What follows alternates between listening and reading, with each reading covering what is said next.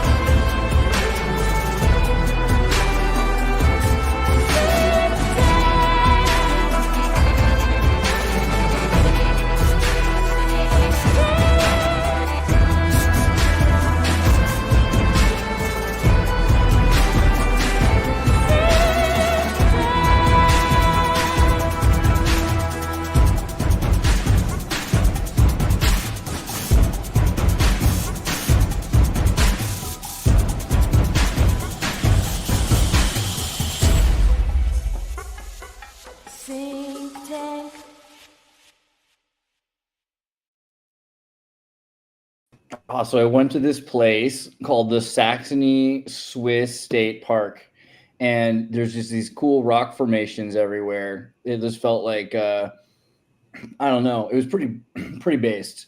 Something about this place, all these giant rocks everywhere, and then these bridges there, and they have all these things that are carved from the 1700s, 1800s, little plaques on the wall right there. You can't even see them anymore, but you can see where all the cool stuff from the 40s was pulled off the rocks, which is pretty funny because they're like, 1880s, 1920s, 1960s. Boom. Well, what happened there? What happened in Germany in the 40s? Like, well, you know, we don't like to talk about it, but yeah. Those rocks themselves were carved like 2,000 years ago or something like that. Is that the idea? I mean, yeah, you saw the Lord of the Rings. The Nephilim or whatever, yeah. I mean, the vibe is that these are drip castles made out of Tartarian megaliths or something. It's pretty nice. And I met this lady who's a friend of mine's mother, and she was talking about like how things have changed because she's like, where are you from? And like where you know, oh, it's so far, and then your family's from other places, but you ended up there and you've come here. And it's like, it's crazy how people can just go all over the world now, because in the DDR, you know, you could go to like 3 places. You could go to the Baltic Sea. You could go to this Swiss rock formation. This was like the holiday. You couldn't leave the country very easily, you know? So, but those were their like vacation spots. And so it's funny to go everywhere. And we're talking about it. And she's saying how much the world's changed in the last few, you know, decades, really. I'm like, I remember because I'm older. I mean, I don't know if I'm older than I look, but I'm older than I might seem or something, you know? And I remember what the world was like. Out the facial hair. Facial hair changes everything. Thank you. Yeah, I'm trying to fit in, but with the humans. But there was this weird feeling because I remember the year 2000. And 2000 doesn't sound like that long ago, but 2000 is a long time. Like it's the Back to the Future thing, where the time between the 1980s and the 50s is basically the time like now to the 1990s. Really. It's like as far back as the 50s were, that's how far back the 90s are now. So really the 90s are the new 50s, which is kind of trippy to Wasn't think about. that the thing with that 70s show, that 70s show, like when it came out, is the distance between like relatively recently now and the 90s, like what that was to the 70s is what we are now to the 90s. So there you have it. I guess that's exactly what you're saying, but it's just like weird the way that with that 70s show, you're like, oh, retro. Whoa, that was way, you know, so long ago. Yeah. But like 1995 is like, what was it like in 1995? Did you guys have cars? You know, I mean, and it is like really different. I mean, I remember, you got to imagine what it was like to do anything in the 90s. Was it like, now you can go to a drive-through and you can buy a child or a cigarette or marijuana, but in the 90s it was it was a little bit more hush hush. Everything you had to do, life was really different. The internet was slow. I remember taking 3 days to download a DivX file of Fight Club. I tell people I used to surf to school, like you don't know what it was like. The younger people, you're like, dude, we used to surf to school. It was like, no, actually, somebody in India asked me if I surfed to school, and then they asked me about Disneyland, which they saw in a magazine as a kid. Well, these Swiss people do that. These Swiss people, they put their they like James Bond. They put their suits in a Ziploc bag, and then they tie it to their leg, and then they get in a river, and then they float to work, which is pretty base. Yeah. I really want to live there now. But wow. Yeah, it does seem nice. But I talked to this lady. I was like, so like the world changed so much. Like, do you remember, how you did it? Because to me, whenever I traveled 25 years ago, even 30 years ago, the world felt so different place to place. If you go to Mexico, it felt different than the United, like not just looked different, not just smelled different, like the radiation felt different. Like you're in a different sort of energy field or something. And I try to ask people about that if they remember that at all. And sometimes this lady was like, absolutely, that's probably the way to put it. It felt like a different radio, like somehow when you went to different places, like Germany felt so different. And now wherever you go, it feels like the same place. Like everything is inside of one field or something now.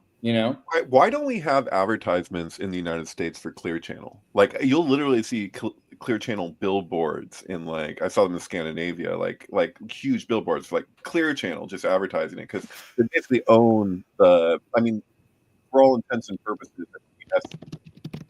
Bill Graham, right? Yeah. Bill Graham. That's the answer. Is Airways, but is that? Yeah, the answer is Bill Graham. Like if that was a Jeopardy question, who is Bill Graham? Because you know who Bill Graham is, right? Like he's the guy who said when David Bowie started dressing like a Nazi, he was like, no, not here. Go find some other place than he owned the Haight-Ashbury. The Fillmore. Oh, yeah, Fillmore. He wouldn't let anyone play at the Fillmore who he didn't like. And he had his reasons, obviously. Like he had his family, he's Jewish, and didn't like the aesthetic, I guess, of the Third Reich, for pop music. He's like, I don't really think that's something I want to meme super hard. But Bill Graham owned tons of billboards because originally the way it worked was in America, you had a barn. The barn advertisement painting history. I don't know if I can find a thing on this. Advertising on barns. Okay. It used to be, hey, you have a barn in the middle of the country, and hey, we'll pay to paint your barn. It's so expensive to paint your barn. We'll paint it for you. Just let us put, male pouch chew tobacco on the side of your barn. Right. This was the beginning of billboards. And at a certain point, they weren't using their barns anymore. Like, this doesn't make sense. What we should do is we should just put up billboards. And so American billboards across the country started popping up in places that used to have farms that are now, strip malls and just empty fields and everything else like that. And Bill Graham, he owned all of these barns, all the rights to the advertisement, and then he owned all the rights to these billboards across the country. And Clear Channel wanted to buy them, this conglomerate that he's talking about right now, Clear Channel. Let's see here, Clear Channel Wiki, somebody. If you're wondering why when you listen to the radio, it sounds kind of like how Pepsi tastes, it's because of Clear Channel. They own Pepsi and they own the airwaves. Yeah, what was the name of there's a movie kind of sounds that relates. Doritos. Well, is that why they did the Pepsi Clear? Right? I've totally wondered that. I was like, was that like an inside joke about Clear Channel, like Pepsi Clear? I don't know. No, I think Pepsi Clear wasn't black, right? Because no, it's clear. Pepsi is dark. The Sync is the movie Airheads because the 1994, the movie Airheads with Brendan Fraser, because this movie. Wow, is Adam Sandler? And I know Steve Buscemi. I haven't seen this in years. Yes. But the whole thing is they're a rock band that are trying to get their tape played on the radio, and they can't get their tape played on the radio because Clear Channel owns all the radio stations by this point, and they don't have tape players. They all use CDs at that point. So even though they have a tape, they're like, how are we going to get a tape player for this band that's taken hostage the entire place, and they're trying to force their tape on the radio? We would do it just to get them out of the building, but we don't even have tape players anymore. But Clear Channel, Clear, Pepsi Clear, and then Airheads. I feel like there's something kind of connected very clearly to that. Anyway, Rodney well, radio stations were a big deal. Like during the JFK files, there's a lot of talk about Kerry Wendell Thornley was working at a radio station. He actually saw, or it's like a TV station. The TV stations weren't prominent back then, right? Because it's the 1960s, so you don't really have like you get what I'm saying? You really don't have like the local news. You only have like the national news. And they had like, control over the shortwave. Radio stations were being operated by what they called the organization and was recruiting members by doing like very right-wing broadcasting. What do I even look up to find the organization? What? That sounds amazing. History. No, the organization is what they called themselves in the papers of the JFK. Fred Chrisman, what's his name? Beckham, Thomas Beckham. Thomas Beckham was like just a kid. And he basically told everything anybody needed to know about how the radio stations worked because he was just loose-lipped and said everything. That's interesting. Well, so the radio stations were slowly purchased out because there was a law that wouldn't allow you to own more than one station at the time. And then with excessive lobbying, they were able to create a corporation between radio stations that owned multiple radio stations in different states. So they could have, we want to be able to broadcast and before that had syndication, you could pay to have you could sell your show and it would be played at multiple radio stations across the country and they could beam the signal from one station to another. But as time went on, they started saying, well, let's just have a corporation that owns more and more and more radio stations until they bought the other companies. There's several companies working at the same time, and that ended up as Clear Channel. Clear Channel purchasing all the radio stations, which is why when you listen to one song on one radio and you're sick of it, you switch to another radio station and it might be playing the same song or worse, playing a different song, but they have commercials at the exact same time. Like once the commercials start, they all synchronize. So every station was playing commercials at the same time. And they wanted complete control of media. This is like the Tavistock Institute mind control kind of story, who we are, Tavistock. And the Beatles were a Tavistock experiment. A lot of I know her. That's crazy. But there's a lot of people that were doing radio stations that got purchased, and then Bill Graham owned all of these billboards, and he refused to sell them, and he just kept refusing, and then he died in a helicopter accident. And Clear Channel bought all of them. He died in the air, or he died like he lived, falling out of the air. Yeah, right. Yeah, pretty crazy. But as soon as he died, under those pseudo mysterious circumstances, I mean, obviously, like it's not that crazy for Buddy Holly to die I just never occurred to me. Sorry, this is kind of left field, but is Airheads called Airheads because of the movie Tapeheads? Is it like a response? Is the title like a response to Tapeheads because it's tape and being on the air? You remember John Cusack and Tim Robbins or something? Was that who was in Tapeheads? It's just very similar kind of vibe too. Yeah. Okay. Dude. Yeah. And then what was that other Cusack movie? Cusack, Painter, Hitler movie. I just watched this movie the other day. Max. Max is really interesting. Why is it so hard to get a copy of Max? I mean, yeah, good question. Yeah, I downloaded this movie a while. I've seen this movie a couple times. It's. I mean, your friend did allegedly. Be very careful. What was the search term about what Hitler Painter? What? Yeah, because it's all about. This is supposed to be Hitler, and it's all about this guy who is, he's an art dealer and an art teacher, and he has a student who he thinks can be famous.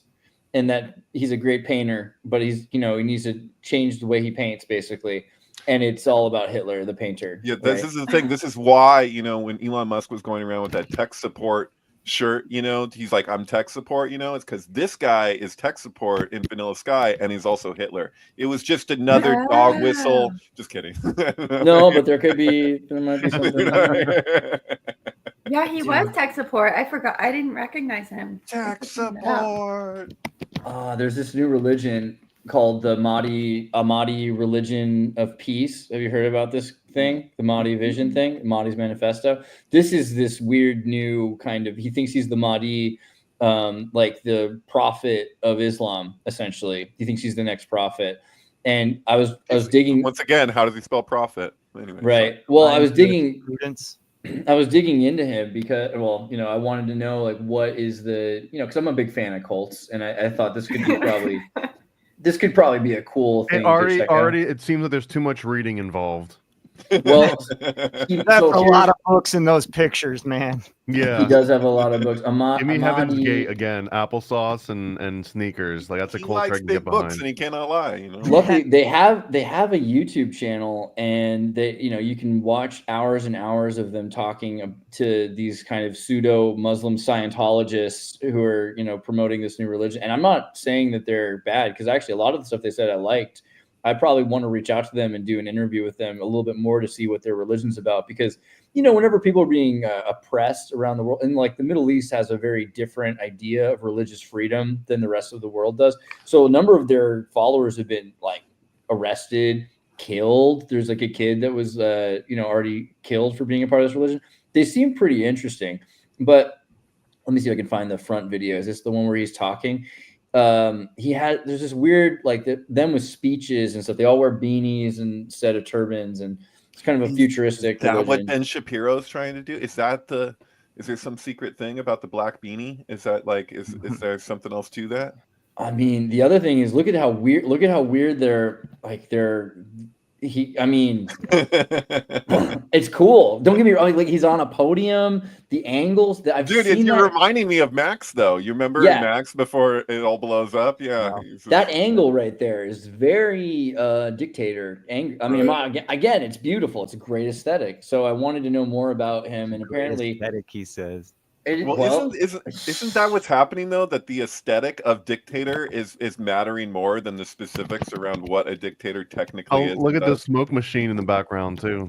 Right. Like an actual smoke machine. You've seen that. There's an interview with Ozzy Osbourne I saw recently with short hair, and he's talking about Hitler, and he's like, well, you know, he had a he's trying really careful how to say this, but he's like, he had a really enigmatic, you know, kind of alluring energy, or really like a beautiful aesthetic. And then he goes, in a bad way. Just to be clear, in a bad way. Yeah. In a bad way, yeah. But it was really magnanimous. But I think that's kind of the thing here. He stands there and he looks pretty.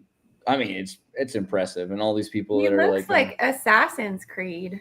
Dude, for real, yeah. Which is cool because the Hashashins. You know about where that word comes from, right, Anna? Yes, let's do it. No. So the assassin comes from the word hashashin.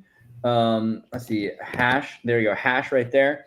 And the story goes that they would give them a oath where they would be willing to die because they thought they already died. I think Paranoid American, you've told this story better than me. So I can do a quick one. So yeah.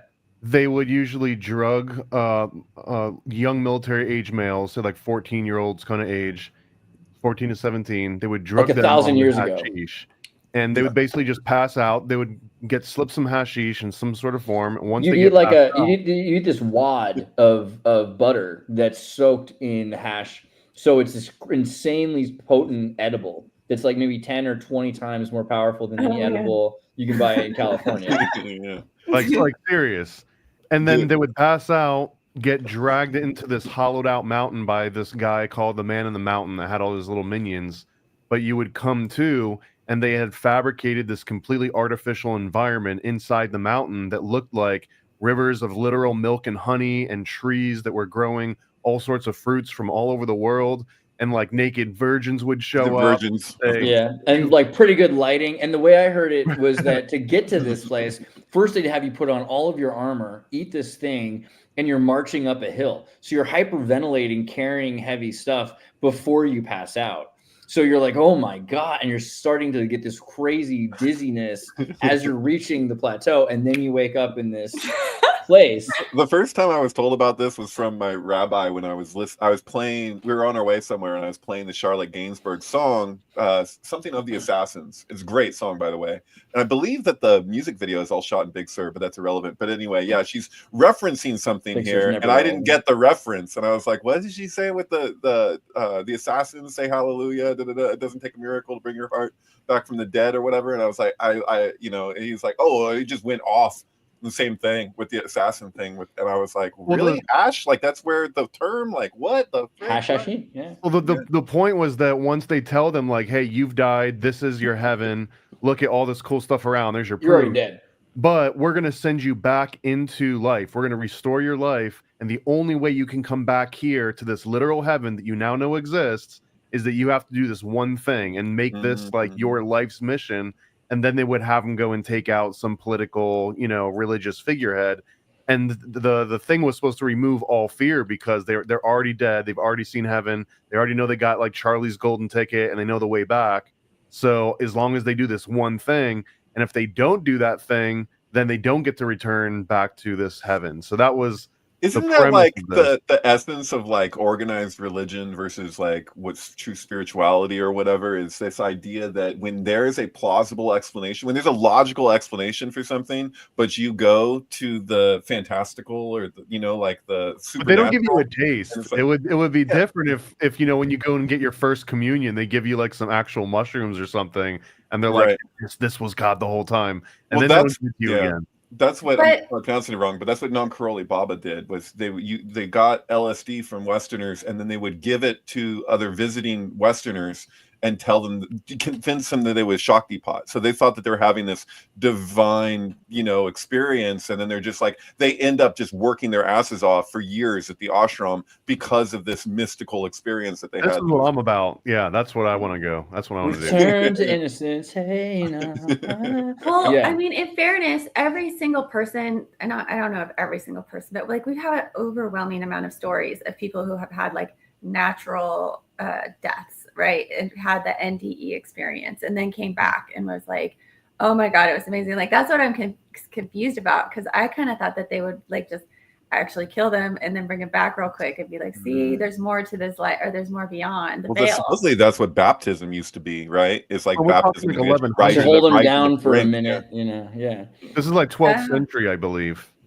I can't believe it was just a giant setup stage. That's to me is insane. That's like ridiculous. One of the sources of all those stories is Marco Polo, and which like kind of gives and removes some credit in some ways, but there's been a few different accounts that you can assemble together. But the general premise, and the way that I see it, is one of the very first maybe government or secret society driven mind control programs, like a MK Ultra assassination program. And I really believe that our CIA doesn't have the creativity to come up with something so cool as mind control assassins. So they just come up on this stuff historically. Right. And they're like, oh, no one's tried this in a while. Let's go ahead and give this thing a shot. This might have something to it. Right. It's like when they recycle the movies now. It's like the CIA totally did the same thing. Yeah. They're like, oh, that was a good idea. I'm starting to come around on maybe a crazy theory, but that it's Hollywood that drives the military industrial entertainment complex. And it's not the military trying to infiltrate Hollywood and spread their propaganda. It's Hollywood infiltrating the military and spreading. They're married together. It's really the Jesuits that controlled the whole. I mean, people always. Yeah. Okay. Potato, tomato. Right. What's the shell? Like, what's the Full Metal Jacket? I would say that the Hollywood operates as a sheath to protect not just the military, but politics and everything connected to the military, by basically like as giving people the sense that they're having like, it's like the nature of the appearance of sacrifice. So whenever like things escalate to a certain point and people want retribution or they want a scapegoat, they offer up people from Hollywood and the music industry as well, and even sports. I'd say just entertainment in general like operates as this protective shield for military people, all the people committing all kinds of war crimes, whether it be, you know, generals to politicians to whoever. They're just like perfect example was the Sound of Freedom. I really think that that's one of those that like artificial sacrifices done on a big stage because everyone's all worked up over the children. So here's your freaking movie, you idiots! Like, look, we're on it, right? Watch this, get your cathartic release. But let's be clear though, because there's an important distinction. Because the way people relate to this is the same thing happens with Freemasonry, where we're like they're all in on it. No, you can have a film. No, you can, in a sense, but you can have a filmmaker. You can have people making a film that actually have an intention. The reason why they get the green light, and then they get it. They get certain there's certain parameters in which they get to present their thing. Like, so in other words, there's like influencers beyond them that actually like you've seen Barton Fink, you know what I mean, where it's like he has like all this passion and then they're like, you're doing fucking wrestling movies, and it's like, and then he's trapped in this world forever where he's just like, no, I get it though. I mean, we've talked about like Gem and the Holograms, right, where that like you've hit the pinnacle of your reach, and while maybe you're not getting to direct your own films, like your outlet and your medium happens to be an 80s cartoon, so here's your chance to put all that esoteric and like deep, symbolism into the one thing that you do have access to. Right. There's certain exceptions. And so this is the thing. And so I just make this qualification because I see it a lot where it's just like, there's this, what I perceive as like a huge oversimplification about like what Hollywood is. And it's like, just like with politics, it's like people get into politics or the police force or something. It's fucking Serpico, right? They're like, look, you play the game or else, like, or else what? And then it's like, dude, this is like all of these things. Like, and it's just, like they'll destroy you. There's a couple things there. So first off, like when we think of Hollywood, we all should know that it's controlled by the Catholics. I was just testing you.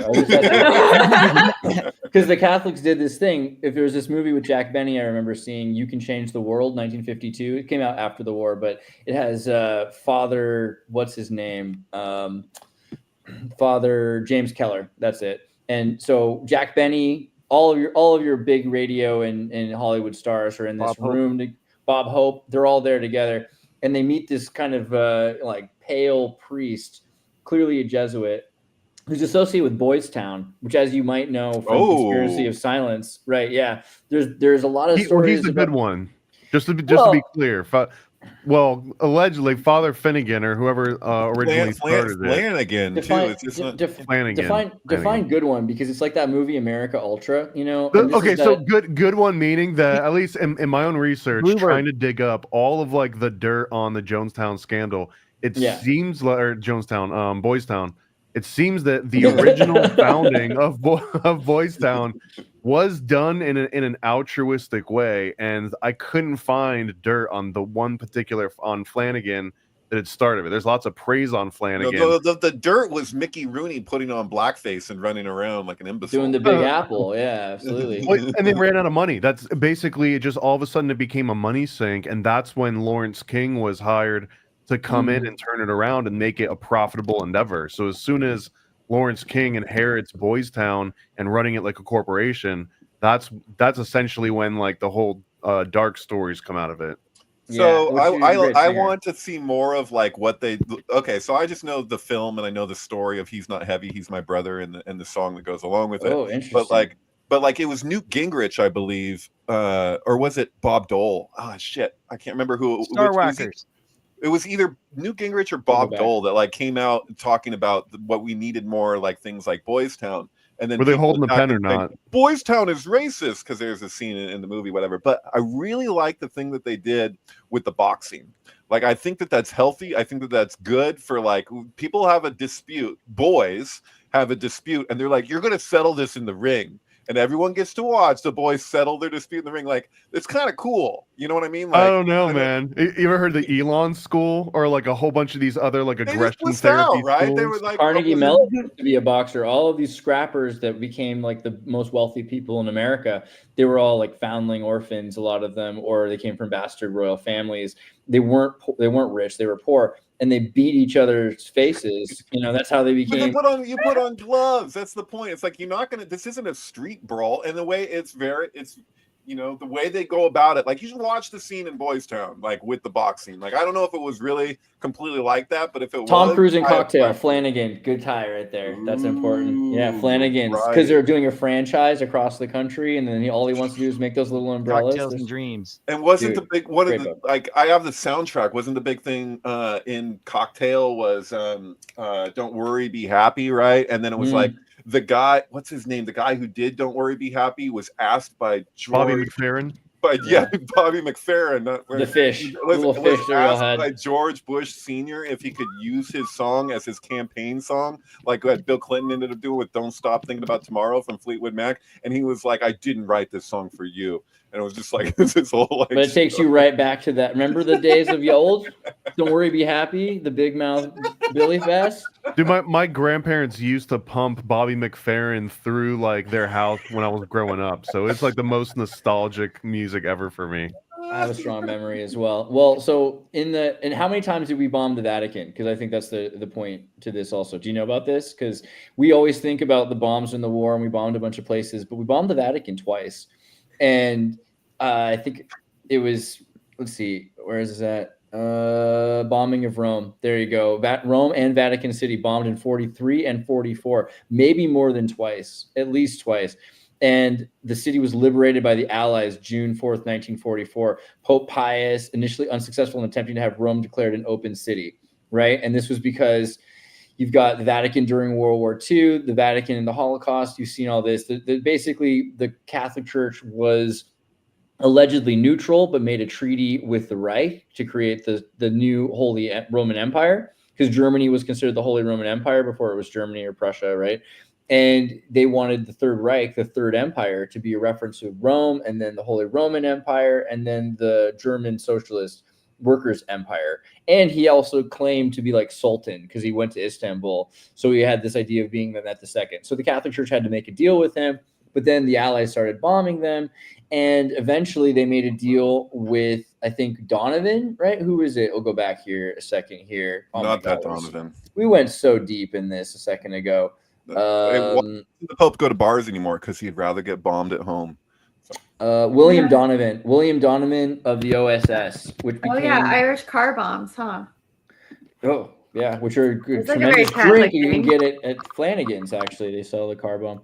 But Donovan was the CIA founding father, you could say, because he was in charge of the Overseas Strategic Service, and he was a Catholic associated with the Skull and Bones, which is rare because most of the Skull and Bones were Protestants and still are. And this is an interesting connection. That he also ran Camp X. He ran Camp X, which is where James Bond's Q comes from. It's a place in Canada, in Ontario, where all of the coolest spyware was created. And we've been talking about that in a sense just now, because saying in these movies like James Bond and all these future movies about the CIA, you have the special privileged spy has access to technology that if a kid watches the movies today is like, so what? I have all that stuff now. Yeah. Every kid has everything in every spy movie Totally. at this point. The glasses are coming up strong right now, like with the camera, the secret camera and the glasses. Like that's something that like I totally equate with Ian Fleming's stuff. Yeah. And everyone can get access to it. So what does that mean? So on one hand, it kind of ruins the allure of a James Bond movie, because the James Bond movie is that these are the few, the privileged, the permissed, to allowed to have the special technology that was 1,000 years ahead of everyone else. But on one hand, we're not seeing the kind of stuff that they have now. We're not even talking about, technology that can predict the weather. That was the other interesting thing, talking to this lady I was talking to earlier in Germany. Not only does everything feel like it's in the same field to her, but she said the weather's changed tremendously. The weather used to be so dramatically different. And I said, yeah, it's weird because now it almost feels like it's on a schedule. She's like, yeah, that's another it feels like it's on a schedule. It rains at like 4 a.m. to 5 a.m. and it's raining in the summertime, and everything is green all the time now, which it wasn't in Germany. It used to be cold, snow, winter, super hot summers, everything dries out, fires across the country, and now everything is kind of kept in this perfect homeostasis, which we're now hearing everyone talk about. Geoengineering it's like the open secret. Anna Nicole, you were showing tweets about this a few weeks ago, that the geoengineering is public information. But the Vatican under William Donovan, with the help of the OSS, transitioned Germany's out of the treaties alignment with the Vatican, bringing the United States into a treaty alignment with the Vatican. And this began the Skull and Bones Protestant Freemason connection to the Vatican, which is interesting mainly because Freemasons kind of became super important and powerful in the 1700s during the Jesuit suppression, where the Jesuits, understanding where the Skull and Bones connection comes in. Are you talking about Yale Skull and Bones? The Yale Skull and Bones so the OSS and the CIA are very much known to be most of the Connecticut boys, right? The Skull and Bones were Connecticut boys, at least to begin with. Right. And Like if you go to Skull and Bones, you either get into banking or you get into like politics and military. yeah, Media too, right? Wasn't like Anderson And media. Cooper? yeah, and his Vanderbilt connection. Again, Vanderbilt and Carnegie were both boxers, so that's a nice little. Right. I guess what I'm wondering is the specifics on, like, are you saying he was at Yale, this guy, or what are you saying? I think so, right? William Donovan. Let me look that up real quick. But I think William Donovan went to Yale. I need to make sure that's true. Someone correct me if I'm wrong. I guess. Let's see what we got here. Early life, born in Buffalo, New York. Skibberin, New Year's Day. You might Yale. have to look it up. Yale looks. I don't know. I think Really? I believe he did. I think that's like a major point of his life was that he was part of the Yale, and then the connection to the Skull and Bones for the intelligence agency, because OSS becomes the CIA. After the lack of a need for the Overseas Strategic Service, they create the CIA to continue on the work being done by the same group, right? Right. I guess I like to look when we go into these things. I want to know. It's just like I don't want to just do that. Here's a line and do the Pepe thing because things can correlate or whatever. I'm just like, what is the the specifics there? But yeah, I guess that's a lot to get into. But yeah, fair enough. But no, I mean it was important because the Vatican switching over, and in the Jesuit suppression period, the Jesuits weren't allowed to be in the Vatican anymore. They were kicked out of the Catholic Church, which a lot of people don't talk about. But there was a point where all the Jesuit priests were excommunicated from the Catholic Church, and they eventually, because they were allowed to exist in Belgium and in New York, I don't know if they were allowed in Canada, but they were allowed in certain parts of the United States, that they were connected with Freemasons, and the Freemasons really just become so powerful in the period of the Jesuit suppression. A lot to do probably because of the excommunicated Jesuits. And so here's a tie back where the Vatican's now under control of the Jesuits, and then they start making deals with the American Freemasonic experiment, really. right. And then in the midst of that, you have the two completely different schools of Freemasonry at odds with each other. So what the hell is what? I mean, this is that place where I like. There's a book actually published by Sync Book Press on the secret war within Freemasonry, and so that's like, I don't know if I'm just this was the convent of Wilhelmsbad essentially, and this is like one of the biggest schisms. There was about the pro-Templar Masons and the anti-Templar Masons, and then that's the thing. They all got together and they were like, everyone needs to stop LARPing as Templars. We look like we're a bunch of idiots because when someone asks us for proof, we can't bring up the proof, so we're not doing that anymore. And there was a lot of disgruntled pro-Templar Masons that kind of like left that, but it was also like this huge inflection point because right then I think the Jesuits had been taken out of power. Like they had been in power for 200 years, and now there was this huge vacuum. Yeah, but like no one bothered the Shriners until September 11th, right? The ancient Arabic order of the nobles and the mystic shrine. I mean, the Shriner Masons were clearly, I mean, how Muslim were they? Well, that symbol's Kabbalistic, just like the square and compass. So like the crescent here is Bina, the star is Da'at, and the sword is Chokhmah. So you have is that a pharaoh? That kind of looks like Barack Obama a little bit. And the pharaoh's connected with Da'at in this case. So it's like this is the upper it's a communication of the upper part of the Kabbalistic tree of life with knowledge at its center, because they're all about illumination, just like the Masons, right? And in their case, they're relating to the illumination is knowledge, which is different than traditional Kabbalah, right?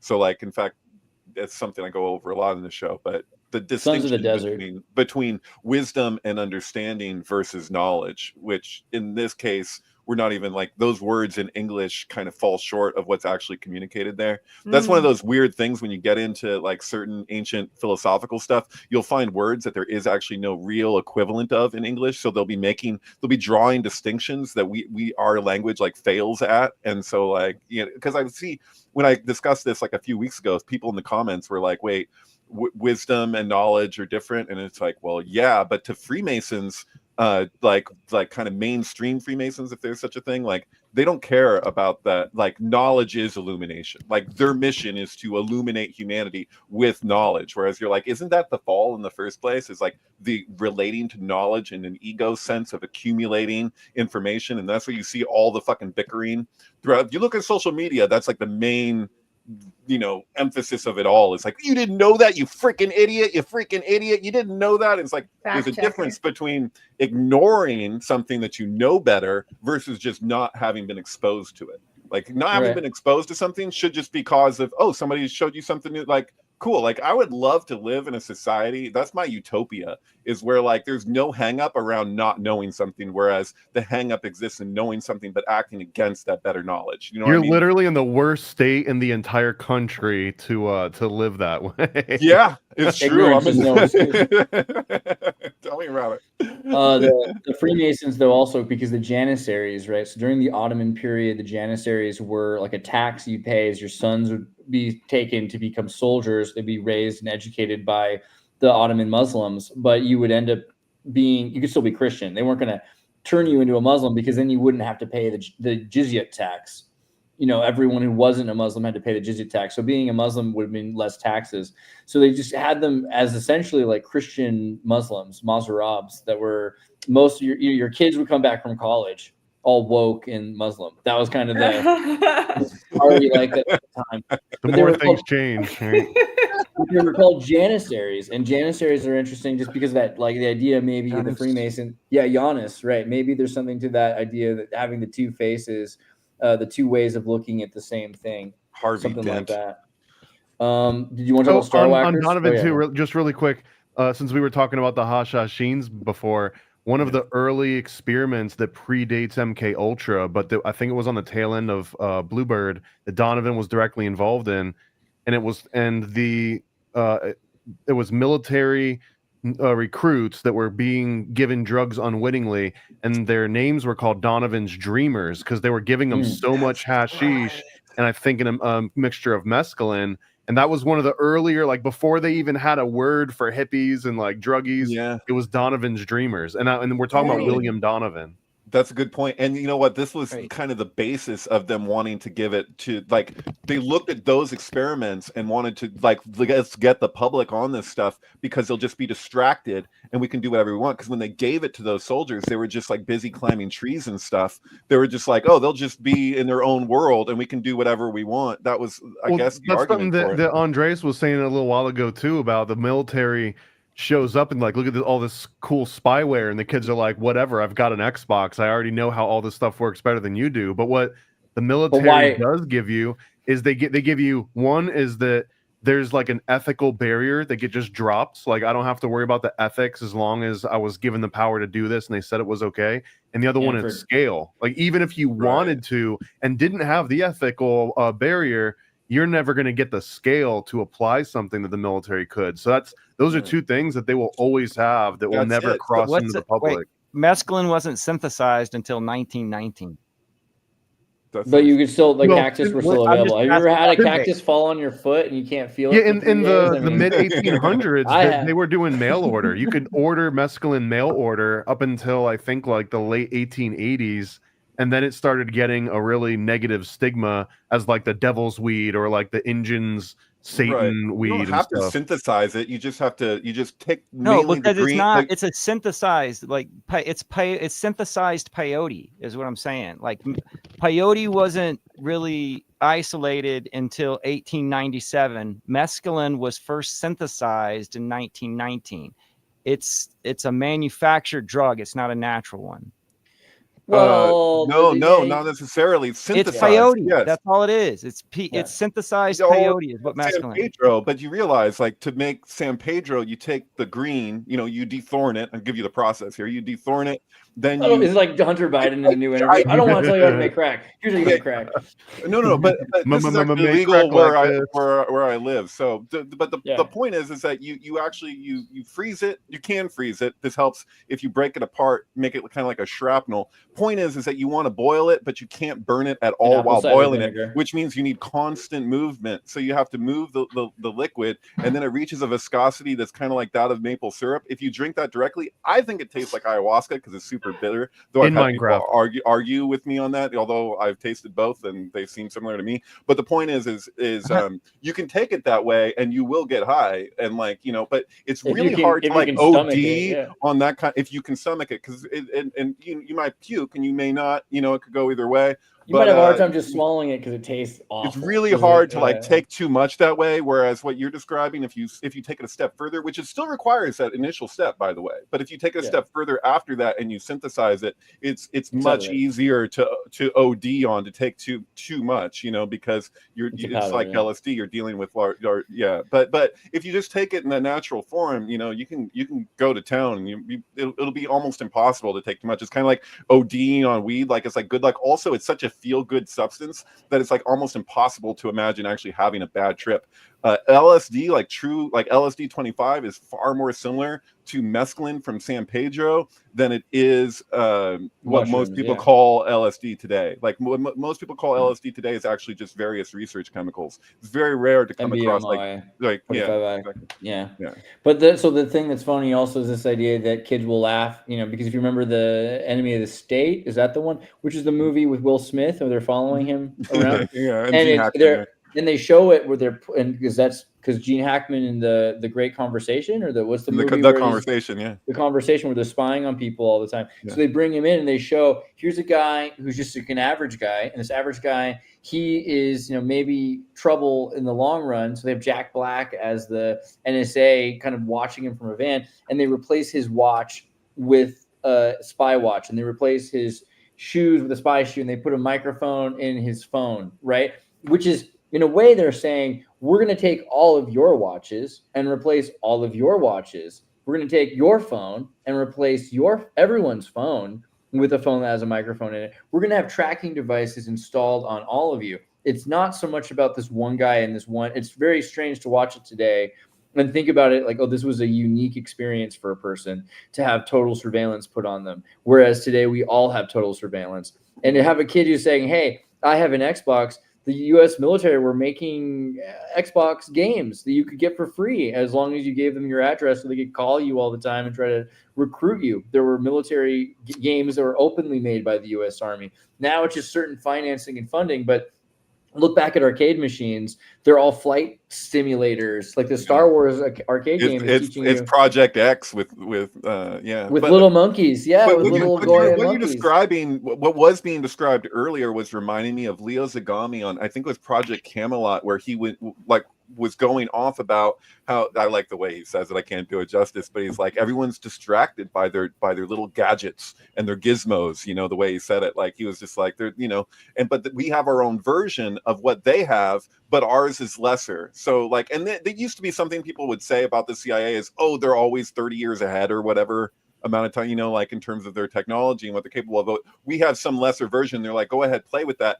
It's kind of like that thing of like, give them the psychedelics, let's distribute them to the public, and they'll just be totally distracted with it, and they'll think that they're having this really high experience, but we're actually ahead of the game, you know. So like, they're like outside of the game at this point. 30 years ahead is outside of time. Although I have to apocalypse, you know. I have to emphasize that I don't resonate with that view presented by, you know, this is where I differ with that Tales from the Canyon or whatever it's called, like Joseph Atwill's take and all this stuff about like that I've heard Joseph Atwill just describe psychedelics as quote unquote soul destroyers. This is a very like kind of like, I don't know, it's Starwhackers. Yeah, well, he makes his time. I remember I think you may have been there, Will, when we interviewed Freeman Fly years ago. I don't know if you talked to him too, but like he was telling us about his experience at rainbow gatherings and all this stuff, and it's, you know, all these things. And then I heard him years later, like interviewing Joseph Atwill, and Joseph Atwill was just calling LSD like a soul destroyer straight up. And I was like, John, Freeman, why don't you say something like, you of all people should know that it's not quite as simple as that, you know, like it's what you make of your not just your experience, but what other people make of it, though. That's the thing about so if you can train one agent, can you train 1,000 or 10,000 with the Clear Channel radio station? I mean, Right. that's what that movie America Ultra was all about in a lot of ways, is that every American at this point Oh, that came out on 8/21. Really? Yeah, I mean, okay, so the whole Eisenberg, like certain actors carry the MK Ultra like trauma-based mind control meme around with them.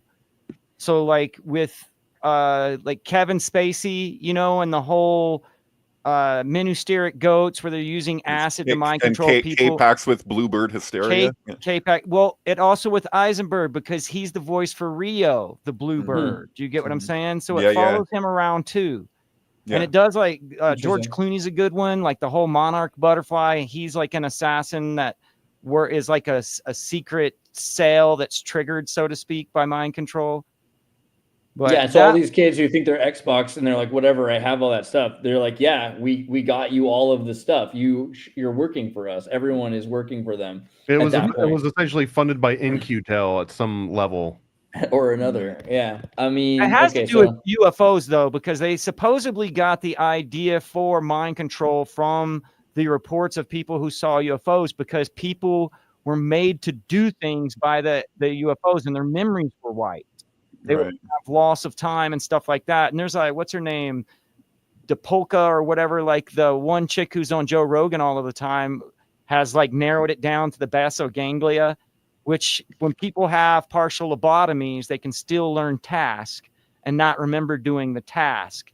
So they think if they can like hijack your frontal lobe and knock it out, they can still make you do things like assassinate people. Dude, that's the thing about the was like proven.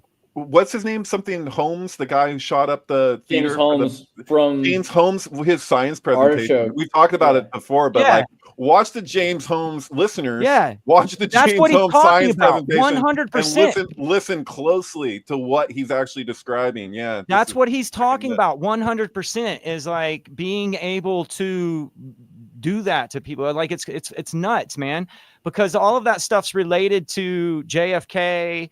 And that's why all of those ufologists are involved with the whole JFK thing. I found this really interesting because he talks about flash programming and action script. 2006, he does this presentation about the flash program, action script, and 2007, the iPhone forbade action script to be installed on any device ever this again. Isn't copyrighted. Let's watch it. Can we watch some of this? Is it okay? Let's do a 4-minute. You should go back to, you just saw it where it was talking about sensory mode. There was like a graphic towards the back end over here in the middle, and it has like the sensory this is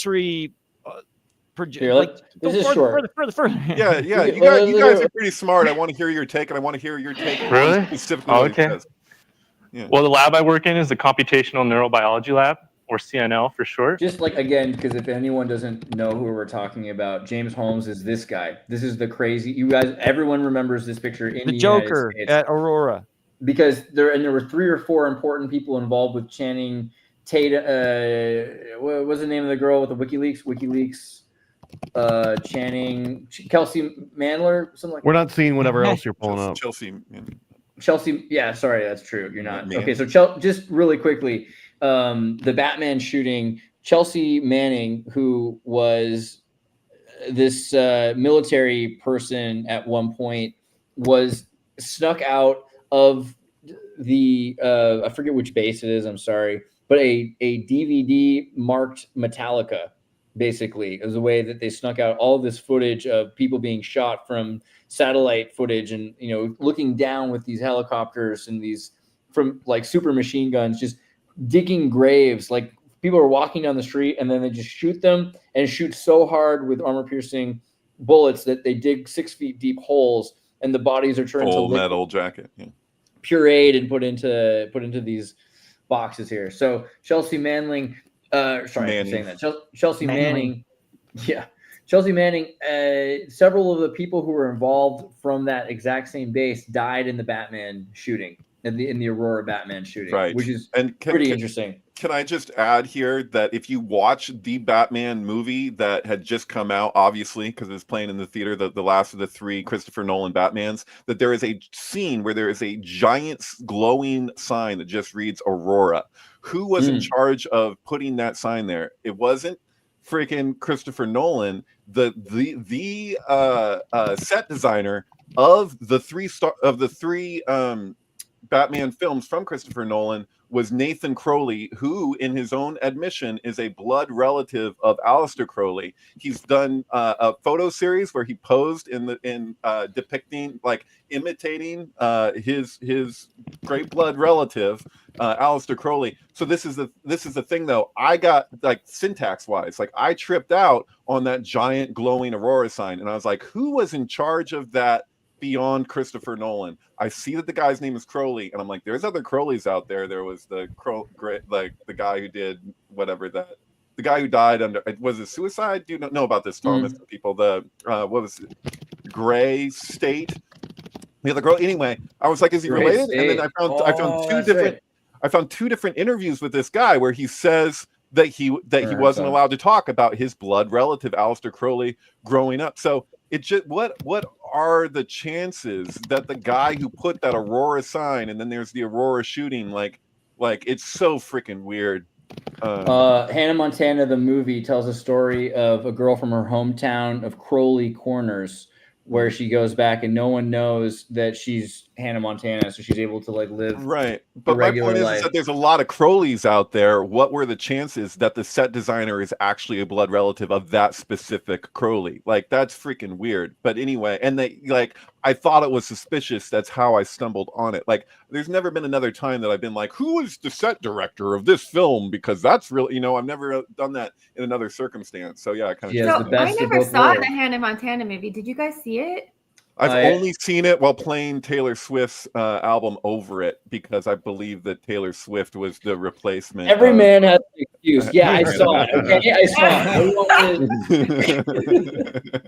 Wait, so is it like, is she living a double life, or is there like, yeah, is it like a so split personality? Have you ever seen any Hannah Montana? You haven't seen every episode of Hannah Montana? I'm like way older than you guys. Sparrow, no. Synctank Sunday is my favorite day of the week. I think you guys, maybe not. I love you, Sparrows. Okay, so the Hannah Montana show is about a girl who wears a wig, and when she puts on the wig, nobody knows who she is. It's her alter personality. She's and an her alter.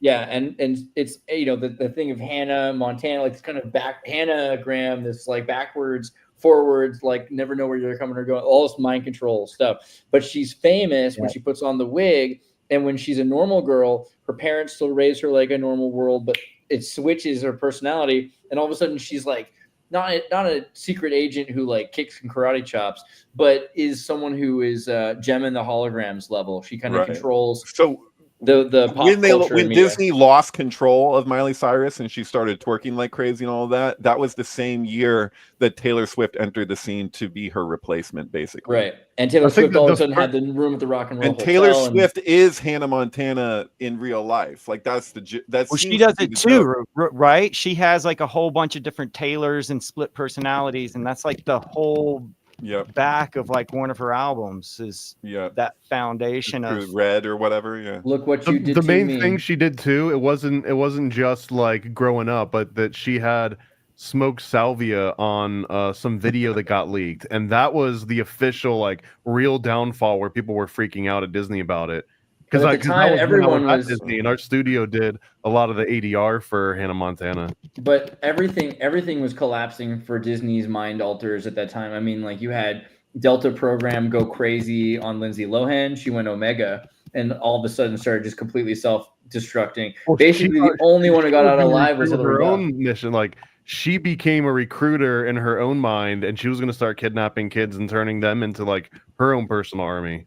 Right. We had a great always record back in the day with Freeman Fly going off about all this Disney stuff, and they had that show with that centered around that reptile and shit. It was just like, what is going on? And Amanda Bynes, because Nickelodeon at the time moved their studio to Hollywood Boulevard, and that was all of a sudden the same people that were making Disney kids shows were making Nickelodeon shows. Everything switched from Florida, which was like the New York, Florida connection with the mob and everything. Okay, but the Hannah Montana movie, she basically knows that she can choose. She's now 18, basically, and she can choose to stay there, or she can choose to become Hannah Montana, and their personalities merge together. It's definitely worth watching, but the weirdest part is that she's from Crowley Corner. She's from a place called Crowley Corner, which not is an accident. Yeah. Corner. In Monarch terms, this is called collapsing, right? When you take different personalities and merge them. Yeah, totally. It's like an integration of the shadow, kind of. Yeah, I mean, that's the easiest way to understand it, but they're like creating whole nother receptacles for personalities so that they Yeah. can not remember what they're doing. This and was there's a if class you because when she does it, she becomes a whole third person essentially because people know who she is. She's a slayer. Yeah. if you look at the website for that artist who during the Pizzagate hoopla, when you saw that painter that everyone had these paintings of the children in the bathtubs, or in the not the bathtubs but the swimming pool. pools, like hanging, the weird pool place, like that artist who did those, if you go to her official website, I don't know if it's still set up the same way, but it gave a full explanation of her experience with Tavistock, having fractured her person into multiple personalities. So like there's real life examples of like that woman who is that painter that they all had these paintings of, all these top people in the DNC and stuff. As a matter of fact, like that artist is explicitly sharing their trauma experience about the fractured personalities, and that's their explanation for all of those paintings, which is pretty Right. nuts. So it's not just so Magatar, it's not crawling out of a corner, singular corner. It's Crowley's corners, like the four corners, like where you sell your soul to the devil. And it's interesting, like S. Lee, I have a sync for you already with your name, but Hana Khana is favored or graced, which is a thing. But that brings me back to the Batman movie and back to James Holmes, because there's a movie that comes out very soon after that based on a Jack Reacher novel by Lee Child called One Shot, which they made into the movie with Tom Cruise. And it's all about how a shooting happens that kills a bunch of random people, you think, until you realize 3 or 4 of the 20 people that died were very important selected targets. And so it was done in such a way to make it look like, you know, these people were just randomly shot by a crazy person. But no, they shot some normal people to make it look reasonable when they killed these other people that were super important. And James Holmes was a genius who's associated, I think his father was associated with the IMF, and there's a whole bunch of stuff there about why he was so smart. Plus, he's from Castroville, California, which is where Operation Artichoke happened. It's where the artichoke's capital of the world. In this video that we're about to watch some of, in this video, he names his mentor, and it emphasizes like how important this guy is to him. That mentor who he names has connections to umbrella projects connected to the CIA and all that kind of stuff, if you dig deeply into it. But the thing that's crazy is that when he was asked about his relationship with James Holmes, he like denied any association, even though in this, like, so just to be clear too, this grant that this kid got was like the biggest grant that a student can get. It's like a record breaking. I don't know. You have to look at the specifics, but it's a big amount of. It's a huge. It's grant a DARPA. It's a DARPA grant for like multiple million. So obviously, like, and so this treatment of like, oh, he's just crazy or whatever. It's like, dude, they wouldn't have invested this much money. And let's just listen to the way that he describes it here. I think it's worth taking the time. CNL is very computer oriented. Basically, everybody who works in CNL does programming of some sort. One division of the lab called M-Cell does mathematical models of the cell, such as that picture there.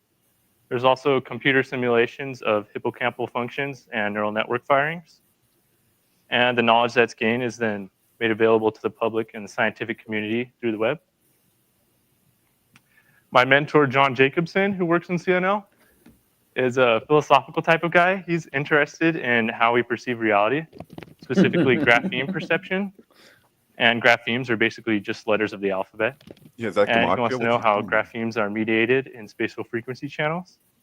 He also studies subjective experience, which is what takes place inside the mind as opposed to the external world. I've carried on his work in dealing with subjective experience. I've done it through Flash programming.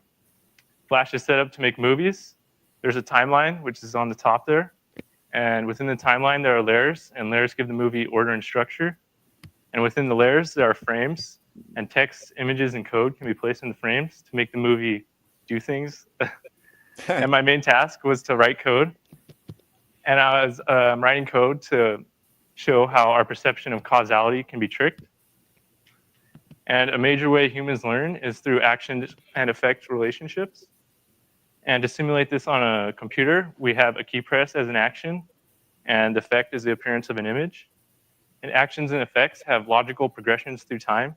That is, effects proceed or seem simultaneous with the actions that cause them, unless we have a temporal order judgment reversal. which I just Damn. call the illusion. And in the illusion, the effect seems to precede the action that it causes. So subjectively, you're causing events to happen in the past. And to implement this illusion, we insert a series of gradual delays in between the actions and the effects. So we'd have a key press, and then a 10 millisecond delay, and then an image appearing, and then a key press, and then 20 millisecond, and then an image appears. And we keep doing this over and over again. And it would increase up to around 200 milliseconds. And we do this gradual delay incrementations to adapt the person to modify their perception of time. And then after we modify their perception of time, we completely remove the delay, and this causes the time illusion. And potential applications for this illusion are in reducing car accidents. Bullshit. And it might be possible to increase the reaction times of drivers. Also, another application is in the entertainment industry, You don't say. like video games. And my mentor came ads. up with the video game one, not me. He's My the mentor subject. came up with the video game one. Not Yeah. me. He looks like he's the test subject for this thing that he's describing, right? And then he's like, oh, applications could be this or that. It's like, dude, We you could save are. people's lives, or we could mind control people into buying stuff. Right. You know, Look at yeah. it. Look at the like his whole energetic around the thing. It's like, dude, he's the experiment. I swear to God, I'm sorry. Like, I'm just. Am I Yeah, jumping it's pretty conclusions here hard. too much? But like, and the way he treats it, like certain applications, like he's like, dude, he looks like he's the fucking classic MK Ultra victim here. The Like haircut you could like really see his does whole it, yeah. future. They're all Like, the same. it's like, They're all the same. They're all like Lee Harvey Oswald, Kerry Wendell Thornley, Charles Manson. They all have the same body type. Like this The is Caesar haircut, yeah. To increase the reaction times industry, like video games. And my mentor came up with the video game one, not My me. mentor. Gamers might feel like they have a superpower, and that might let them have more fun. Oh my God, bro. mhm. So lastly, I'd like to thank John, CNL. Okay, so that's basically the. I mean, what he's describing too, though, is just like when someone upgrades their gaming PC to get lower latency, and now all of a sudden, yeah, you were used to having 100 millisecond delay or a 20 millisecond delay between your actions or response, and then when you shorten that, all of a sudden it feels faster, right? I mean, am I missing something out of that? Right. I think Essentially, the but, like, idea you is walk how- by a thing, you walk by a thing and you trigger the thing, and then the thing doesn't happen right away, but instead something else happens that makes you want the thing that's coming, and then you realize it's already happened. So he's Right. saying to do this how to prevent car accidents, because you could see what's coming in the future, and it would stop you from doing the thing before it happens. But what they're going to use it for is to say, okay, well, this person just walked through our store, or this walked through this area of town. We can make them want to buy the thing, which they're going to buy, because we've now triggered them, because we saw them trigger us. So we're going to put the product in front of them, and then they're going to choose that product, and they're going to think they came up, like, they're going to think to themselves, oh man, if only there was, you know, a water fountain or a Coca-Cola machine, and then boom, a Coca-Cola machine is going to be right there for them. And they're going to be like, Right. wow, I'm like making this universe happen. That's Right. the best way to make What- anyone get anything. What's crazy Yeah. too is that when you look at the people who were around this guy at his university who knew him say that he got weird, like I think they say 2 weeks before the incident. Like he went all loopy. It looks to me, and this is my own jump to conclusions, conspiracy theory mind, but it looks to me that he was basically a test subject who was going along with a set of programming where it wasn't until like shortly before the event that it got really directed.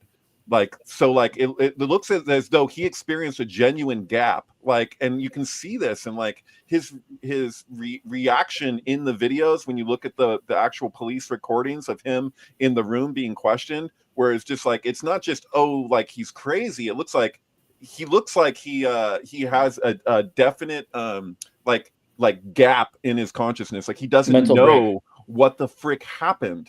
And so like, and Yeah, which you can do to people with like electricity, with trauma, with lighting, trauma with does all of the that. stuff he was just talking about. Air and pressure. or even just by neural entrainment, by going to a concert or hearing with your earpieces. He looks like the kind of kid who would wear, you know, earpieces instead of like playing a speaker loudly. And so you end up hearing by neural entrainment noises, which can make you have a traumatic block. And from there, you can install a pattern personality. they call it now like bimbofication or bambification. Have you seen those videos on YouTube where girls are trained to become bimbos? Disassociate. Bimbofication. I just saw this. This is a crazy thing right here. Bimbofication, hypno, and like so 4chan talked about this, that men were watching this and it was making them crazy and transgendering them essentially. And it's like, Are we safe? Don't do it. Don't do it. Yeah, I can't. I don't want to I'm risk scared. this. yeah, you should be careful. But the thing is, like, this is done for kitten programming essentially, and then they'll tell you like you're gonna put your personality in a box. You're gonna imagine your personality as a doll, and that doll is ratty and old, and you're gonna put that doll in a box, and then you're gonna pull out of the box like you're a whole new personality, and you're gonna be called Bambi or something like that. This is absolutely what's going on with the sissy porn thing. So like, this is a rabbit hole I don't want to go down. I get it. I've seen enough to get the idea of what's going on, but this is a lot of people being influenced in all kinds of weird ways with the freaking sissy porn hypnosis. So it's just like it's beta kitten programming. It's just beta kitten programming on a mass scale, the same way that it used to be you had to go to a military base, get a military psychologist, that your parents, were in the army or something, and then one person would. You've seen the MK Ultra Freedom of Information Act 1994 videos about Dr. Green. And you've got 3 girls there saying like, yeah, I was electrocuted. I was given drugs. I didn't know what was going on because I was young. Sound familiar? Very Hashashin thing. And then they create this personality. Like, you're actually a tough person. You're a really tough bird. You're a tough bird. All these weird like key triggers. Well, they made them feel special. I talked to a guy who was like Joan of Arc by Dr. Green himself, who shortly thereafter, it was his family too, military family. They put him there. They said the doctors. They said until you want to leave, until you don't want to leave, we're not going to let you leave. So it's like, and we have to believe that you really don't want to leave, and then we'll let you go. You have to believe, yeah. So it was at Berkeley, and it was MK Ultra CIA experimentation. This guy afterwards, he disappeared to India for years and years. And he was a follower of Sri Nisargadatta Maharaj in India. This guy who went by Sailor Bob. You can actually look this guy up. He's pretty far out. But he was looking for to make some peace of this thing that he went through. Sailor Bob is a TV show in Richmond, Virginia, which already sounds MK Ultra as hell. But is this the same guy? Is this? Yeah, I don't think is it? It can't be the same guy. No, probably not. It's probably still different. Interesting as hell. Oh, and he just died. No, I mean, I've actually met this guy when he took one of his few trips to America. He was originally American, but he moved to India and was if you put in, is that him? If you put in, devotee of Sri Nisargadatta Maharaj. But anyway, yeah. Well, I tried to tell this guy, I was like, dude, there was a class action suit. Like, you could get money for this, and I don't know if it's too late or what, But no. If you were experimented on by MK Ultra, you might be able to receive some compensation. Right. I don't know what kind of compensation. Like when someone takes out your eyes, like what compensation do you want for that? But now I need to watch the Sailor Bob show at some point. Okay, I owe Will some links here. So you just said Murder of a City, Inside the Gemstone File, and the Starwhackers. Where did you want to go first with that? Okay, well, let's start with Randy Quaid, because he was the one actually who came forward after Heath Ledger died, right before Batman, since we were always already talking about Batman, and saying that there was a group cabal of evil. Like, Randy Quaid's weird because he actually had an Oscar before his brother did. He was actually an esteemed actor back in the 70s and early 60s and stuff. And then now he's like considered a crazy guy, especially for his role in Independence Day, where he's like probed by aliens and stuff. And Randy Quaid just played Ronald Reagan recently, which is kind of and he was on Rogan pushing for Trump real hard.